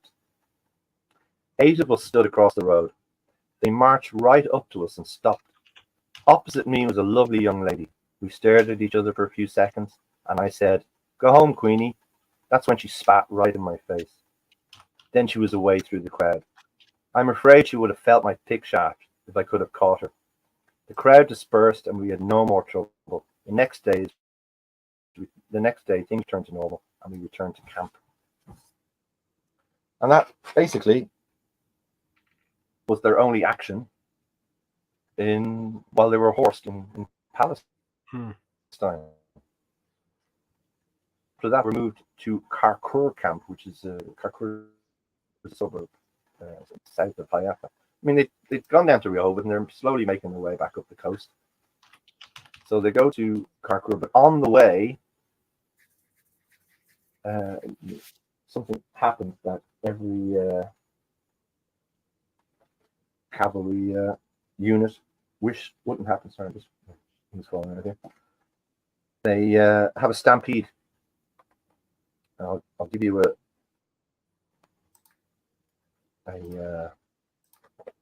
I lost my page. Oh yeah, they give a stampede and 4 horses are killed. 24 men are wounded. 100 horses are injured. They have to go to the vets. A second stampede that night goes to the cookhouse. Cookhouse goes up in flames because they're on the road to Karkur and they're going by road and by horse. Cook loses his 2 legs. Jeffrey Brooks, who's the doctor of the regiment, he is awarded the George Medal. He's the first man awarded, given an award in the war for covering himself as horses ran over the man he was treating and himself. Well, I'll give you Hermione Ranfurly wrote it in her book, and I'll just read it out to you now. Dan, her husband Dan Ranfurly, said it was fine sighting the regiment paraded by squadrons below Latroon and file away across the plain. They rode all morning, plagued by flies, and halted at noon for lunch in a narrow lane with a hedge on one side and a line of trees on the other. Dan had dismounted and given his troop the order to take bits out and prepare to water, when suddenly, without the slightest warning, 2 squadrons of horses, which were standing in the rise beyond them, charged down the track at full gallop. Dan flung himself into a ditch. They swept by like an avalanche. Some of them crashed headlong into 2 army trucks, which were parked in the lane. Others hit the telegraph poles, which fell like 9 pins, and as they passed, Dan's troop broke loose and went with them. When the dust cleared, Dan saw an incredible scene of destruction. Injured men, dead horses, and a tangle of equipment lay everywhere. And far away, a moving trail of dust showed the horses were still racing madly on. Dr. Brooks, who was dressing a soldier's foot in the middle of the lane, had a marvelous escape. When he saw the horses charging down at him, he flung himself over his patient, and the whole cavalcade passed over him. Neither of them hurt. Brooks was hurt, just a few ribs, but he was awarded the George Medal for that action. As I said, the first award, and that's John Needham on the left, cleaning up. John Needham I mentioned earlier on, cleaning up after the stampede. So C Squadron are separated because they believe, and when they reach Karkur, C Squadron are separated from the rest of the regiment because they believe that the stampede started in C Squadron, and they're sent to Derna, a couple of miles away, and that's them as when they arrived. And I'll just do a close up because it's a picture of the officers there, and it's probably the only time Stanley Christopherson is on 3rd or 2nd in from the right, seated. It's probably the only time I've seen a photograph of Stanley not smiling, and none of them are really smiling. They're not happy bunnies at all. Heather Shaw is there, the Squadron Sergeant Major that we spoke of earlier, and just below him is Ronald Goy, who we spoke of earlier. Bill Wharton, or Eric Wharton, is in this photograph also. Arthur Hynett is in that. The two cocks are there, Peter and Michael, and Donny Player. So I'll just move on. Now, June 10th, it all kicks off. Italy declares war on Britain, and the first air raids begin. They're not too far away. Into Libya, whole Abyssinia, and blackouts begin. And this is a picture of the first raid on Haifa. It's from Arthur Buckingham's photo album. But things still continue. But what actually does happen with Italy invade, or Italy declaring war, is the rioting between and the civil unrest between Jews and Arabs seems to subside a little bit, because they kind of think, well, okay, let's cool it down for a bit. We have a common enemy, and the role of the Sherwood Rangers is not really needed. But they continue training throughout June, and not much has changed. In the war diary, there's not really any mention of anything until July 1st. There's a HQ in Jerusalem. He comes back and he says they're taking us. And literally the next day, 2nd of June, the horses are taken from them, 2nd and 3rd of June. And that is the end of their, whatever it is, 144 years, 46 years of being a horsed unit. People were in tears. Stanley wrote that Donny Player was in tears. His beloved white charger is gone. And later on, the officers were allowed to have their horses back. They went off to a remount depot. Sometimes a lot of people do ask what happened to the horses. In 1946, one of the Sherwood Rangers officers, a friend of Pete Douglas actually, John Bethel Fox, was on holiday in Egypt, and he went and rented a horse to go out, and there it was, stamped with Sherwood Rangers on its hind. So 6 years later, they're still going strong somewhere in Egypt. The tourists, whatever. So at least we know they were, whatever bad things might have happened to horses. So immediately, as soon as the horses take away, and just as quickly as they're taken away, they're sent to. They're told they're going to be coastal gunners and searchlight operators, and that's what they look like without horses, obviously. And they're immediately put on courses, and they're taken in batches over the July, August, September, batches to Port Said, and they're trained on gunnery courses, and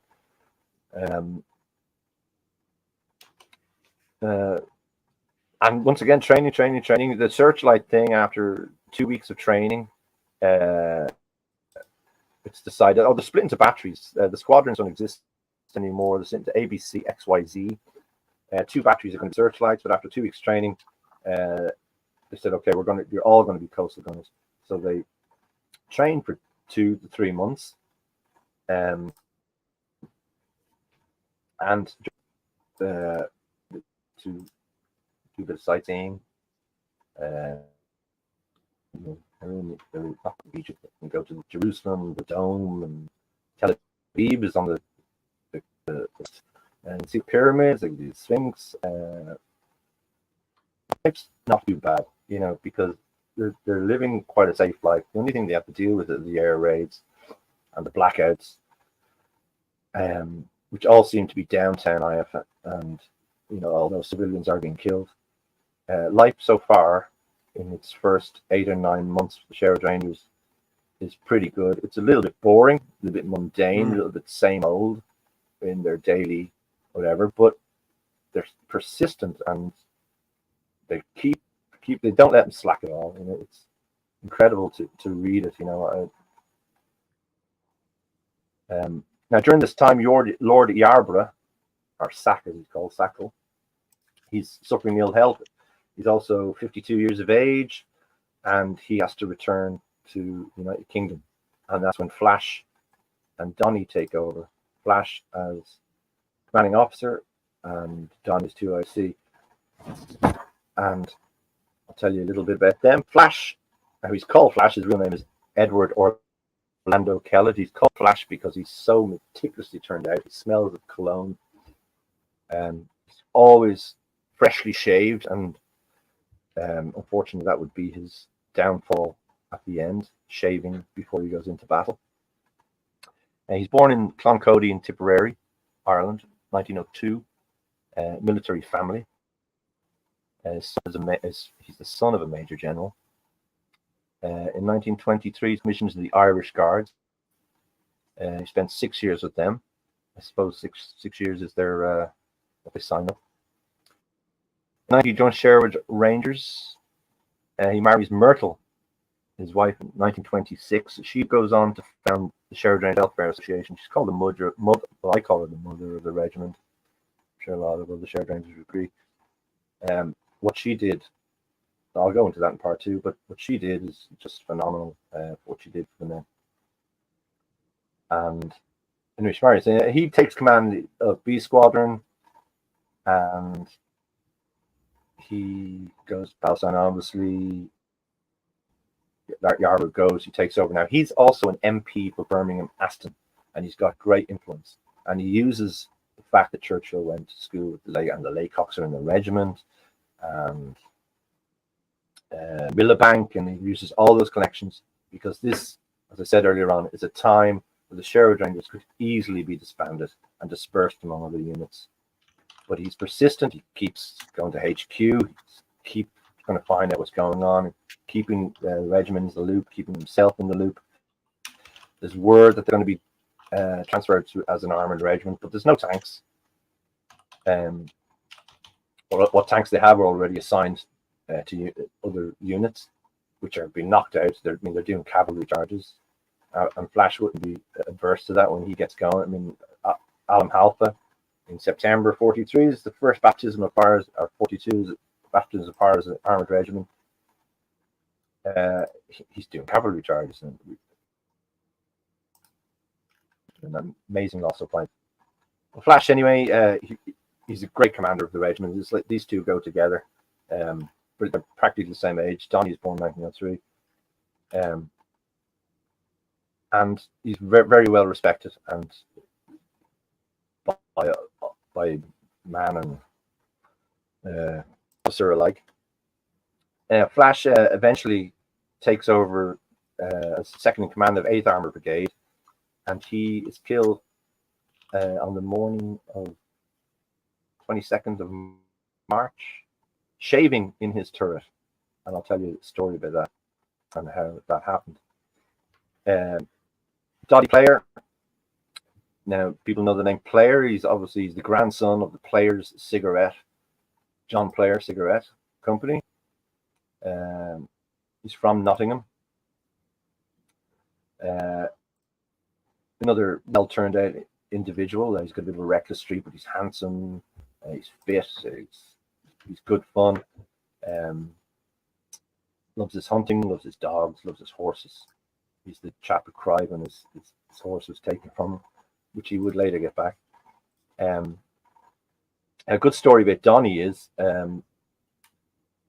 he was out on a recce in January of 1943, and he was due to report on his way back. He was due to report to the 11th Hussars, 7th Armored Brigade, or something like that, and meet up with them.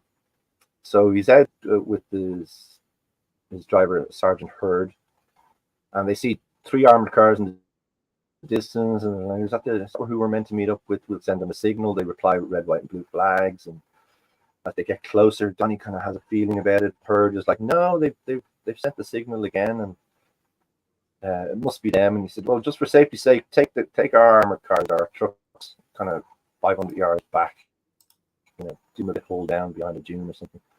Donny goes forward on foot, and the 3 armored cars approach, and of course there's 3 armored cars of the Africa Corps. Him and Hurd are taken prisoner. They're taken back to 21st Army HQ, or 21st Panzer HQ. And they spend the night there. The next day, they're brought to the officers, and Donny's introduced to Fritz Bayerlein. He's Rommel's chief of staff, I think, at the time. Rommel actually wasn't in country at the time. He'd gone home sick. Now, Donny gives his name and rank as lieutenant. He doesn't want to say that he's second in command of a regiment, but he did say that he's chatting to these guys, he's chatting to German officers. Oh, I've gone to school in Oxford. They're good English. They have a meal. He's sent to a couple of intelligence officers, and they have dinner, and he's wined and dined, and they have great chats. And one of the German officers, turns to his commander and whispers in his ear and chuckles. And Donny says, "What are you talking about?" He said, "Well, if you're John Player, maybe we could swap you for some cigarettes. We could do a trade. How many cigarettes do you think you're worth?" And actually, I'll cut it there, because the officer that he's talking to is Hans von Luck, the famous Hans von Luck. And Hans von Luck actually writes it in his memoirs, Panzer Commander. And he said this handsome, arrogant British lieutenant is introduced to me. As I said, he didn't give his rank away. He says, I trade for 1 million cigarettes. Get on the blower and see if you can pick up the nearest British unit. So they get on, they hook up with the King's Dragoons. They say, we've got John Player here, and he gives us 1 million cigarettes because we're pretty short. Now, because John Player is in the Sherwood Rangers, don't have to worry about cigarettes for the entire duration of the war. They're absolutely covered. So the Hussars say, we come back to them and say, well, we can only do 600,000. Sorry about that. I said, 600,000, what do you think about that? And Donny said, I'm not taking a cigarette less than 1 million. Not a chance. And Hans von Luck says, so, the arrogance went into captivity, and, just because he thought he was worth 400,000 cigarettes more than he was offered. Now, what Hans von Luck doesn't know is Donny was taken from him and been brought to Tripoli to be handed over to the Italians. He was handed over to the Italians because they were in control of rear areas. And Donny wrote, I found it reporting in a war diary, that the Italians were as bad as the Germans were as good. He said they got treated absolutely terribly. They weren't given any food, they weren't given any drink. They were thrown in the back of a truck. They had 4 guards on each one of them. They had rifles in their faces. They're driven 30 miles towards Tripoli, and the guys in the back of the truck, they're taking pot shots at the local, which is incredible, And Donny, in his report, says, now I realize why they got such a bad name. They actually treated the population terribly, So they arrive at a place, and the bed down for the night. Donny demands a mattress, demands a blanket, he demands something to eat, and something to drink, and they produce food and a blanket, and they produce bottles of Chianti. And they sit down, and of course, Donny has a plan, and he's feeding his guards Chianti, and they fall asleep. He takes the rifle, he takes a loaf of bread, and he splits. Now, I don't know what happened to Sergeant Hurd. We don't know I haven't heard anything from him or about him since. But Donny takes off into the night. He gets about 500 yards away, and all hell breaks loose, and shots are fired, probably in any general direction. And he takes off, and he spends four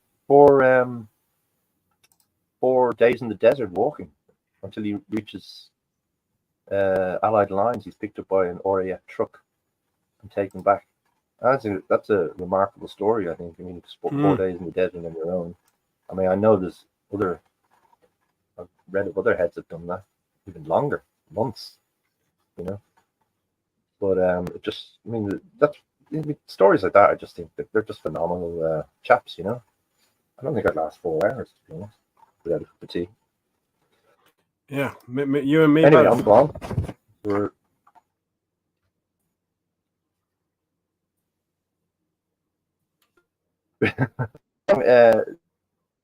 September, October 1940. A lot of officers leave. They go off to do other things. Basil Ringrose goes off and do his Abyssinia thing and raises irregulars and his guerrilla army. John Semkin, who becomes quite famous and then joined. That's a couple of early shots of him from his photo album, taken as he arrives.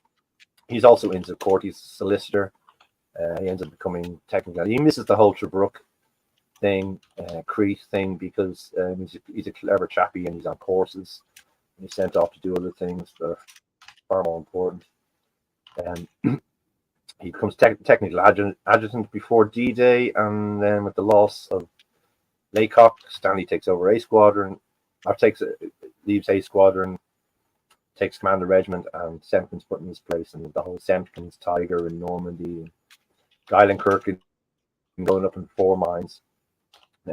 Semkin has a bad experience on their first as a tank regiment in battle. A good friend of his, Ron Hill, Ron climbs up on his turret and a shell takes Ron out. I think that's how James's book actually opens up, and he is badly affected by that, and that's why I kind of takes a back seat. I know he perseveres, but I don't think he got over that kind of thing. I think James, when he interviewed him, he said he could always see the sadness and the feeling that he was probably still in a state of shock. And he was eventually found by Leslie Skinner in Geilenkirk sitting in a bunker reading poetry, and that was the end of the war for him. He was taken out, but he was very involved in the OCA, Common Association, years later in the Battle Beetle tours. And as I said to you earlier on, I don't think it was while we were online that I was given his photo albums of the Normandy tours that they were going to somebody. James got them thankfully and passed them on, and they're fantastic. So we move on. Now, as I said earlier on, Hermione Ranfurly went out to be with her husband, but she wasn't the only one. There was 5 other wives. It was Lord Yarbrough's wife. That's her up the top on the other side of the car. Yarbrough beside it, Hermione and Dan Ranfurly.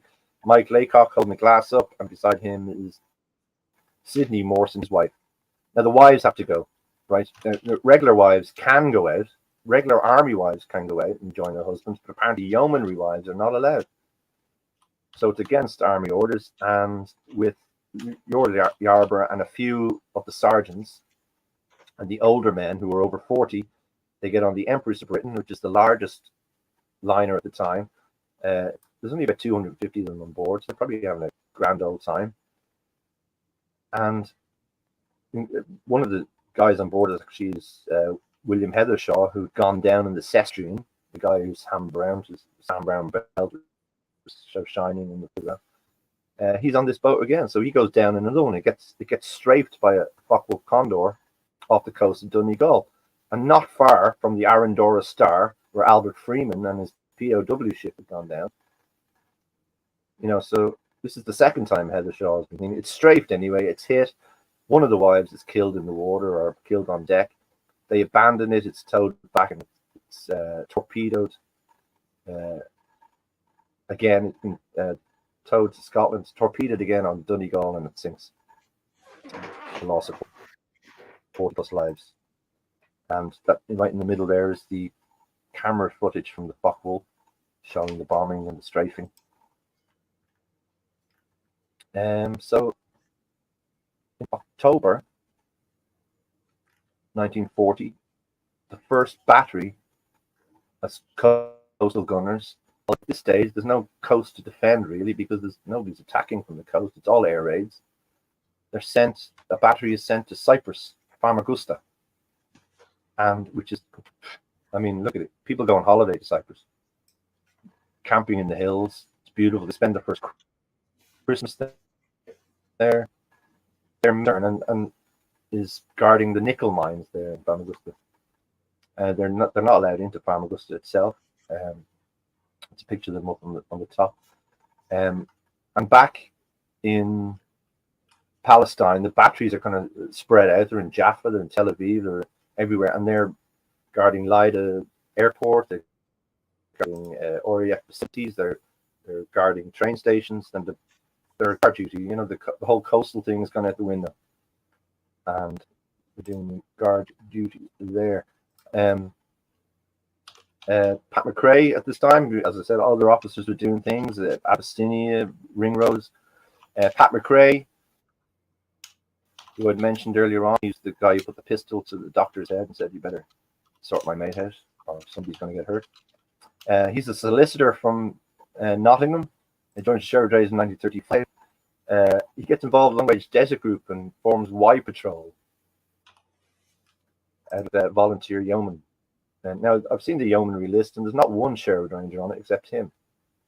Apparently there was 2 Y Patrols. The first one they sent the drags of the regiment. Anybody who was in the can or whatever, they didn't, while they're searching volunteers, they said, "Well, let's send this lad, you know, because we'll keep our good men." That didn't work out too well, and the second Y Patrol was put together, and he was involved. I did send the footage to you. Unfortunately, it's flagged. We can't show it, but it's on Facebook. And he's talking to the camera, and I did a couple of screenshots of him there. But he goes out and patrols, and according to one of the officers, I can't remember his name, he's probably one of the best members of the Long Range Desert Group that they've ever had. But he gets wounded, and he returns to his regiment the next year. Now the thing is with Pat McCraith, and he's involved with Flash Kellett, right, being his turret, and on that fateful day in March 1943. And Pat McCraith, who by now is kind of doing the reconnaissance unit of the Sherwood Rangers, who's led the way through the minefields of Alamein and Alam Halfa, and goes on the recce's. He's got a message for 8th Armoured Brigade HQ, and obviously Flash is the second command. So Pat goes racing off in his armoured car to 8th Armoured Brigade HQ, and no sooner has he arrived, he sees Flash shaving the turret, gives him a wave, and a moment later, a shell lands right in front of Flash. And according to Flash's beret landed at his feet, torn to shreds. Flash had lost his head. Now, my thing with that is that the Germans, or the Italians, had seen the cloud of smoke, or the cloud of dust, should I say, done up by his armored car as he powered into the wadi. And the reason I say that is because in 1944 in June, Pat McCraith arrives on the beach. He didn't arrive on D-Day, but he arrived several days later on the 11th of June. And he's in his armored car, and he needs to get to HQ, and he finds out that HQ is in a farmyard in St. Pierre. I've spoken to the son of his driver. His driver's name was Bert Crowhurst, and he told his father that he, not Pat, but Bert, needed to go to the bathroom real quick. He said to Pat, "Can we get there as soon as possible, sir?" "Yeah, full speed ahead. Get there whenever I need a shit, sir." Zooms into the farmyard, jumps out. Your man's having a crap in the woods, in the orchard. He hears a loud bang. He gets up and he said, "When I got up, everybody's either dead or wounded." And this is the second time Pat McCraith has rocked in an armored car to where a commanding officer has been, and both times shells have landed. So I kind of put it all together that maybe Pat McCraith is a little bit responsible for both deaths by his kind of silly actions. I mean, we know that, especially in the desert, you don't go zooming around, kicking up large clouds of smoke when and considering the farmyard was under enemy observation anyway, they knew that where the observation was coming from. They had Henry Hutchinson put around into the area they thought, and they were never shelled after that, although they'd been under mortar fire. But this was a heavy shell. We're saying 110 millimeter shell that landed on Robin Hood the tank, and it killed Mike Laycock. Lawrence Head, George Jones, a wounded Bernard Towers, a few of the DLI officers who were at the O group. So his wife's still alive, Philippa, and I know that his daughters have commented to me that he did know that he probably could have caused the deaths of two of the commanding officers, and he felt great shame about it. But that's war. You know, things happen, mistakes, and nothing's deliberate, obviously. And he goes on to be a very successful solicitor just off the Market Square in Nottingham. He becomes Lord Lieutenant. He becomes commanding officer of the Sherwood Rangers in the 50s, 53, 57, I think. He becomes honorary colonel in the 60s. Passed away in 98, I think. So that's kind of it, and at that period, and then with the advance on with the advance of the British, they take the ports of Tobruk, and they're pushing the Italians way westward. They take Benghazi as well, and this is in January, February, maybe 19 February, definitely. And the Sherwood Rangers are sent to Tobruk. The British got to protect the ports, right? And the ports are very, very important. And who can we send to protect the ports? Even though there's 30,000 Australians, the Australians actually took Tobruk. 30,000 Australians there, but who can we defend? Well, who's good? Goes, oh, what about those guys, the Sherwood Rangers? Yeah, but they haven't done it in 4 months. They only trained. They've never fired a shot in anger. Anyway, they send a couple of batteries to Benghazi and a couple of batteries to Tobruk. The batteries go to. What did the Sherwood Rangers think of the Australians in Tobruk? Well, they've got on famously with them, but they wrecked the joint. The Australians made a complete mess of it, and Stanley writes about it. That I'll show a photograph in a sec, actually. But there's a map showing the position of Tobruk. It's directly below Crete. At the same time that they're going to Tobruk and Benghazi, another battery is going to Crete. I'll talk about them in a minute. And so they're all kind of in a triangle of each other. And the guys have come back from Cyprus, and they're sent to another ideal island, Crete, to bolster the Sherwood Rangers being sent there. There's another photograph from John Lane's book, or John Lane's photo album. That's the Ulster Prince reading the book there. Just where you see the word Tobruk, Fortress Tobruk, that's where the Sherwood Rangers were. The Italians left a few 6-inch guns, but they were disabled. So I think they got them working. They had to bring guns in. They brought in the Hotchkisses, and eventually they got Browns. And they set up all around that kind of thumb that sticks out there, that little hook. I mean, Tobruk is a natural harbour there. Tobruk's a mess, and I mean, there's an Australian thing there. They travel into the town. Stanley says that the Australians have just made a mess of the place. I mean, I don't think they realised that they had to live in the place afterwards. They said the Indians obviously had all their wives with them.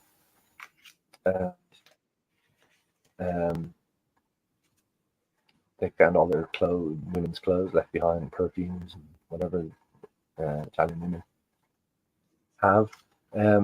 They go through, in the 5 months that they're there, they go through about 300 air raids daily, twice daily.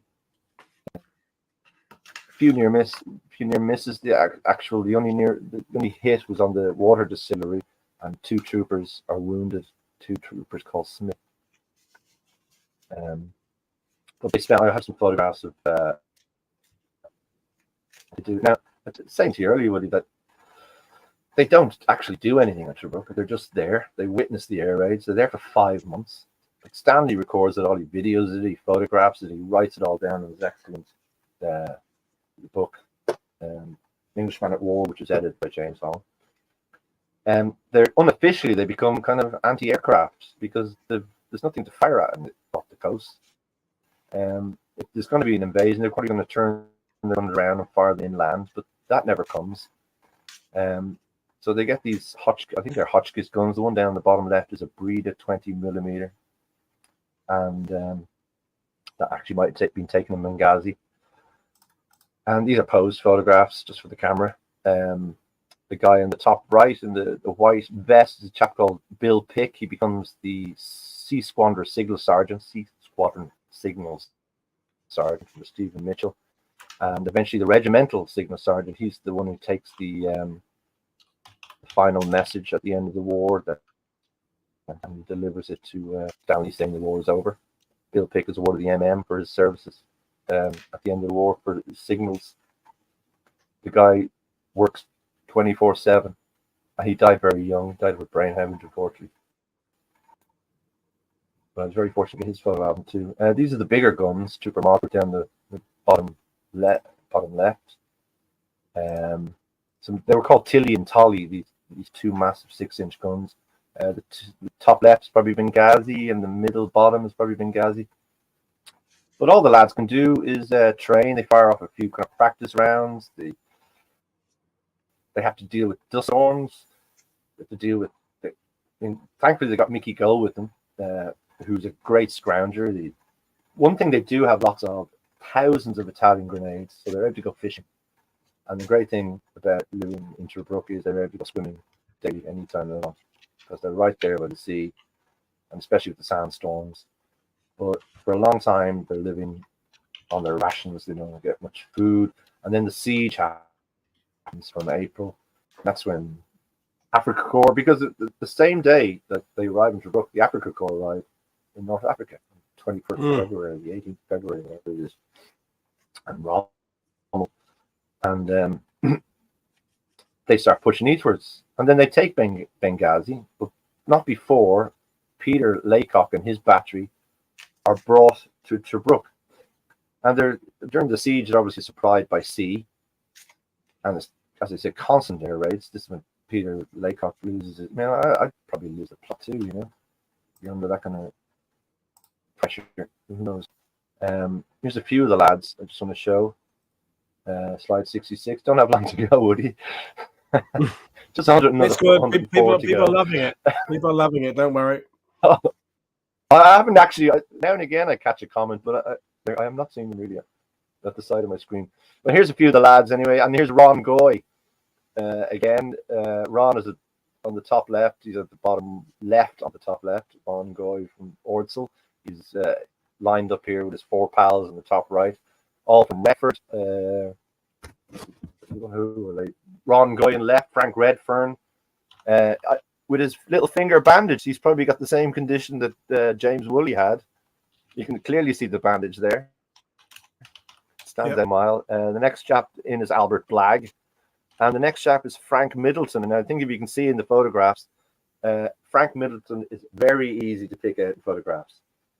He's bottom middle in the top left, and he's far right with the rifles lying down. He's always got a cigarette hanging out of his gob. So if you're looking at photo albums and you see a man with a cigarette hanging out of his gob, guarantee you it's Frank Middleton. But just like I said about the PALS battalions of the First World War, these are Retford lads. They've grown up together, gone to school together. They know that some of them have married their sisters and married brothers, and their sisters have married brothers, and they're all mates, you know, and which I suppose is extremely comfort for them, you know.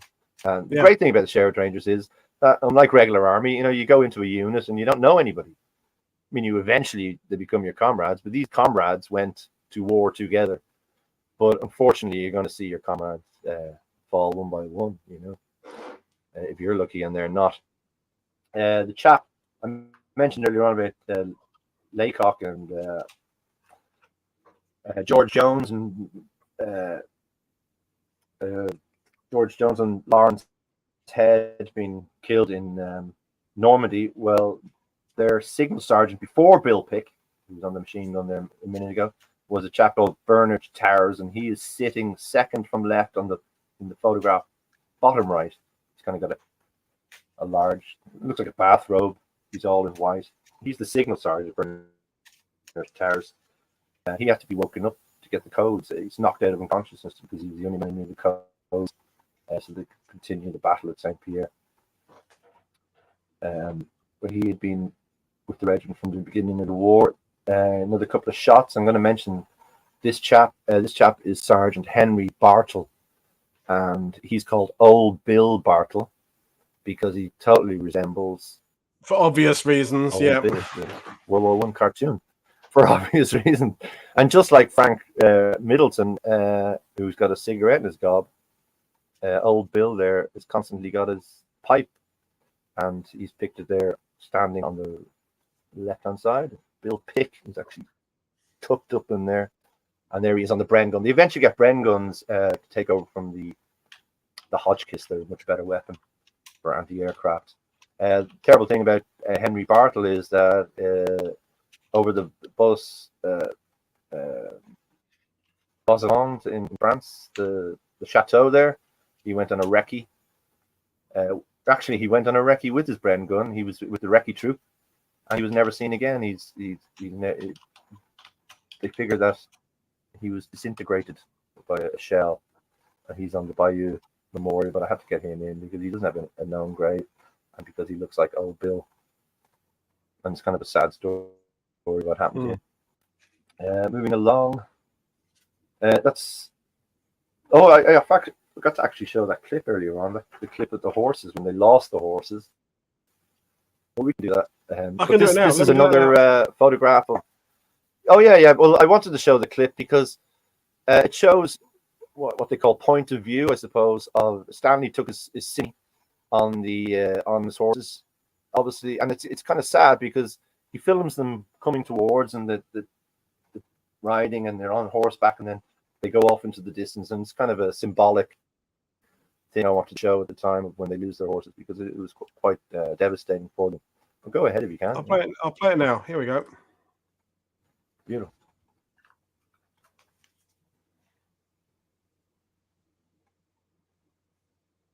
That's Lawrence Spittle, the 8th Armoured Brigade Major later on. I'm not sure the other officer, but could be Jack Whiting killed at Alam Halfa. Definitely Biddle in. But this is what it's like to be on horseback with the Sherwood Rangers. I mean, Stanley's literally on the back of the horse. It's a great clip, Karl. It's so evocative. It is, isn't it? Yeah. And that's what they were like going through Gaza and Palestine in 17 and on horseback in the riots and everything.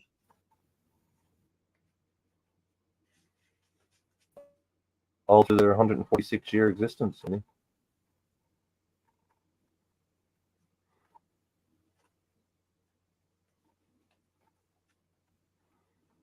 And you say all these were in David Christopherson's loft, is that right? No, well, actually, he did originally say they're in the archive at Carlton, so I went over to Carlton and I had a good deal around, and I couldn't find them. I only got 2 hours because the squadron can be very. None of them are watching. Hello, squadron. They can be very key about who they let in, and obviously the archive is a very kind of sacred place. But no better person to be in it, to be honest. And I had 2 hours on a Tuesday afternoon. And I couldn't find them. And then he went, oh, I forgot, actually, I took them back. So, because he didn't feel they were safe there. But Stanley's original manuscript and his letters are in there, which I had a good look at. But once again, Stanley is there on far left, and he's got a cine camera. I'll name a couple of people. Sitting directly in the middle is a guy called Bill Beattie. Bill Beattie, quite important to me and my family. He buried my grandfather with Leslie Skinner years later. He was a medical. I mean, when you read Leslie Skinner's book, that he did it all by himself. It's not actually true. He had drivers, he had helpers.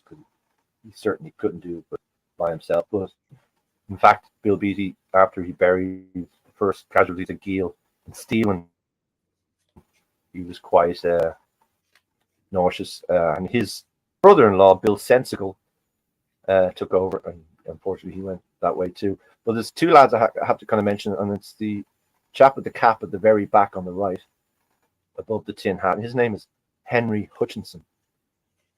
Henry Hutchinson would become Squadron Sergeant Major of A Squadron. A yeoman pre-war, he joined the regiment, risen through the ranks to become Squadron Sergeant Major. Highly respected man. Now, he'd gone through the entire war. only to lose his life on March 28th, 1945, while he's parking tanks. He just happens to step on a mine, or the tank that he's parking in goes over him, which is, I mean, so close, you know.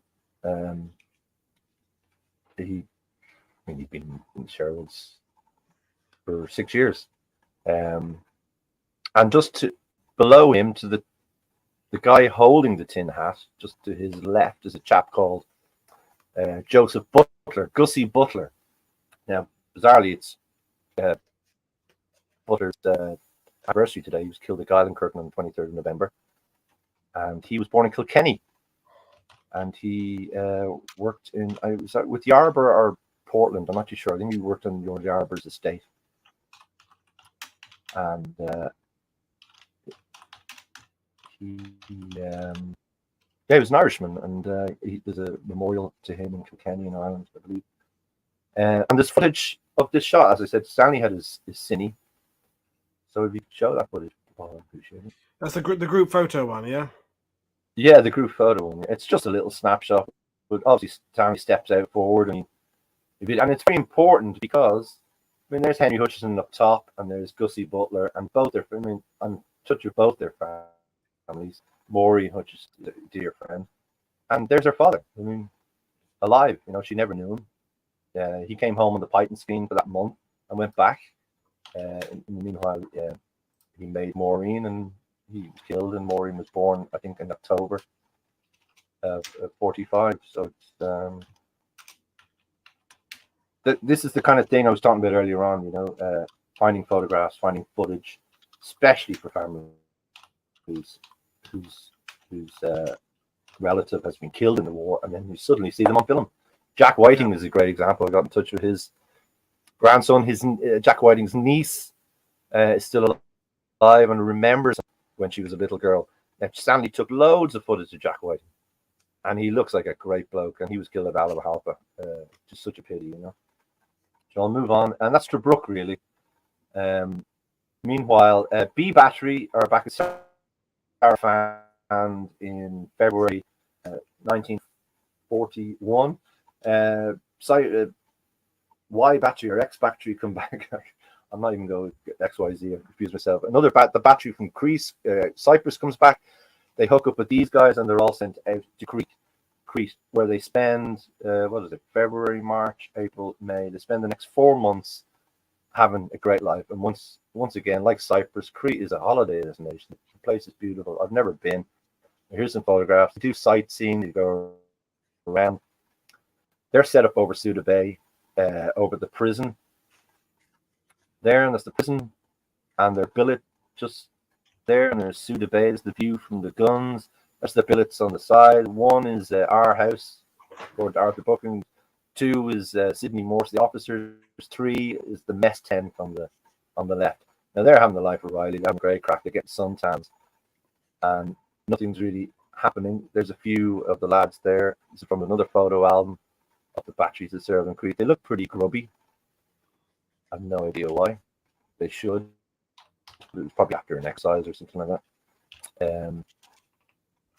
And then the shit hits the fan, and this is a photograph of how close troops are landing in front of the Sherwood Rangers.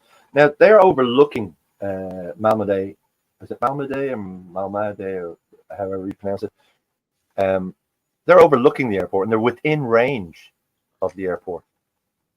And for a whole week, they're strafed and they're bombed, and their guns still point out to sea, and they're giving no orders to engage anybody, but they're well within range of the airfield. They could have made a difference. I'm sure they would have made a difference. Idle guns sitting there, who knows? But this is from the photograph of one of the twins, Arthur Buchan. He's wounded. After a week, they're all evacuated with the other 40,000 Australians, New Zealanders, and whatever. And they make their way over the mountains. They get to Svakia. They can see the ship, and they're halted at the dock. No, sorry. And 100, I've heard 128, which is about 110 Sherwood Rangers, failed to get on the boat and are left behind. They're taken prisoner. They're taken back into the mountains. They're under guard. They get strafed again, and two Sherwood Rangers are killed, along with 2 German guards. Leonard Fountain, the squadron sergeant major, and the battery sergeant of B Battery, and Corporal Walter Evan Walters, and they're buried there in Suda Bay. And I mean, let me think. They go out in January 1940. It's now May 1941. They're the only fatalities. I mean, actually, they're only war fatalities. There are other people. I don't know where that slide. I must have deleted that slide. But there were fatalities from people dropping dead during exercises, drownings. One A squadron trooper was stabbed while he was in hospital because they were acclimatizing themselves. People were getting boils, they were getting malaria, they were getting all sorts of whatever. And so there was about 6 or 7 deaths in 1940-1941, but none of them, you know, there were deaths on active service rather than killed in active service.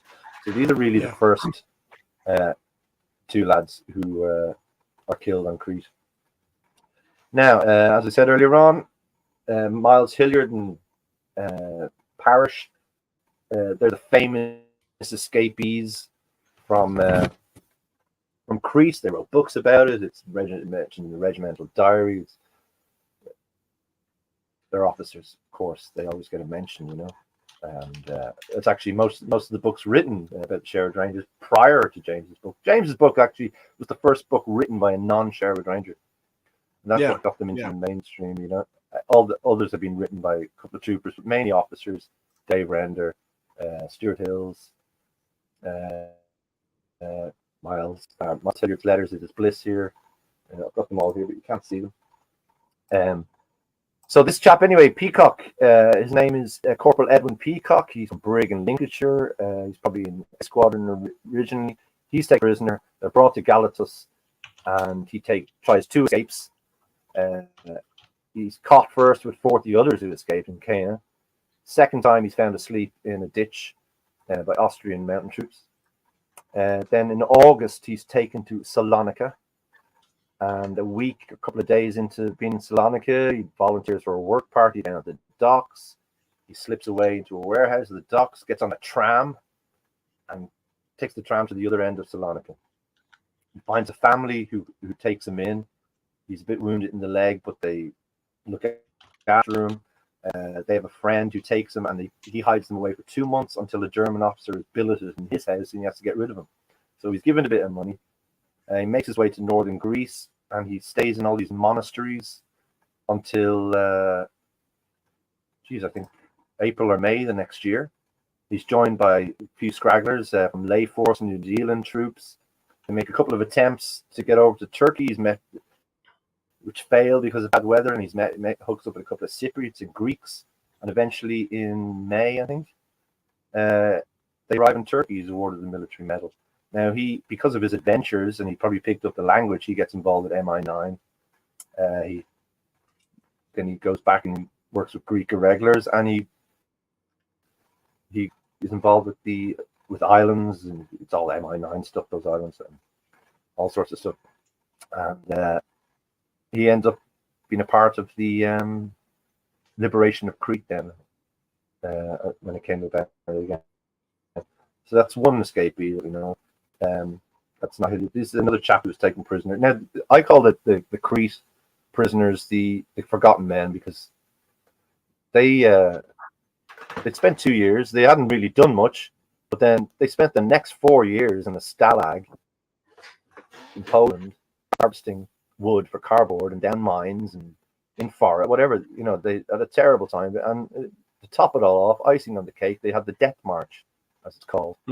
Where thousands of them are marched westwards as the Russians approached, right? But this is a guy called Eric Spieve. He's taken prisoner. He writes home, I don't know if you can read that. Dear Mom and Dad, say I'm all right. Please send a shirt and a pair of socks, and everything is okay. Say hello to Auntie Betty or whatever. Love to Margaret. And this is on the 9th of September 1941. 11 days later, he gets diphtheria in his brown bread. And that's his funeral right there.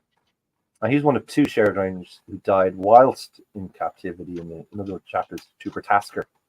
And he's buried in the camp, Stalag 8B, Lambsdorff, it's called. There's a great Facebook page on them where you can find information on all the prisoners there.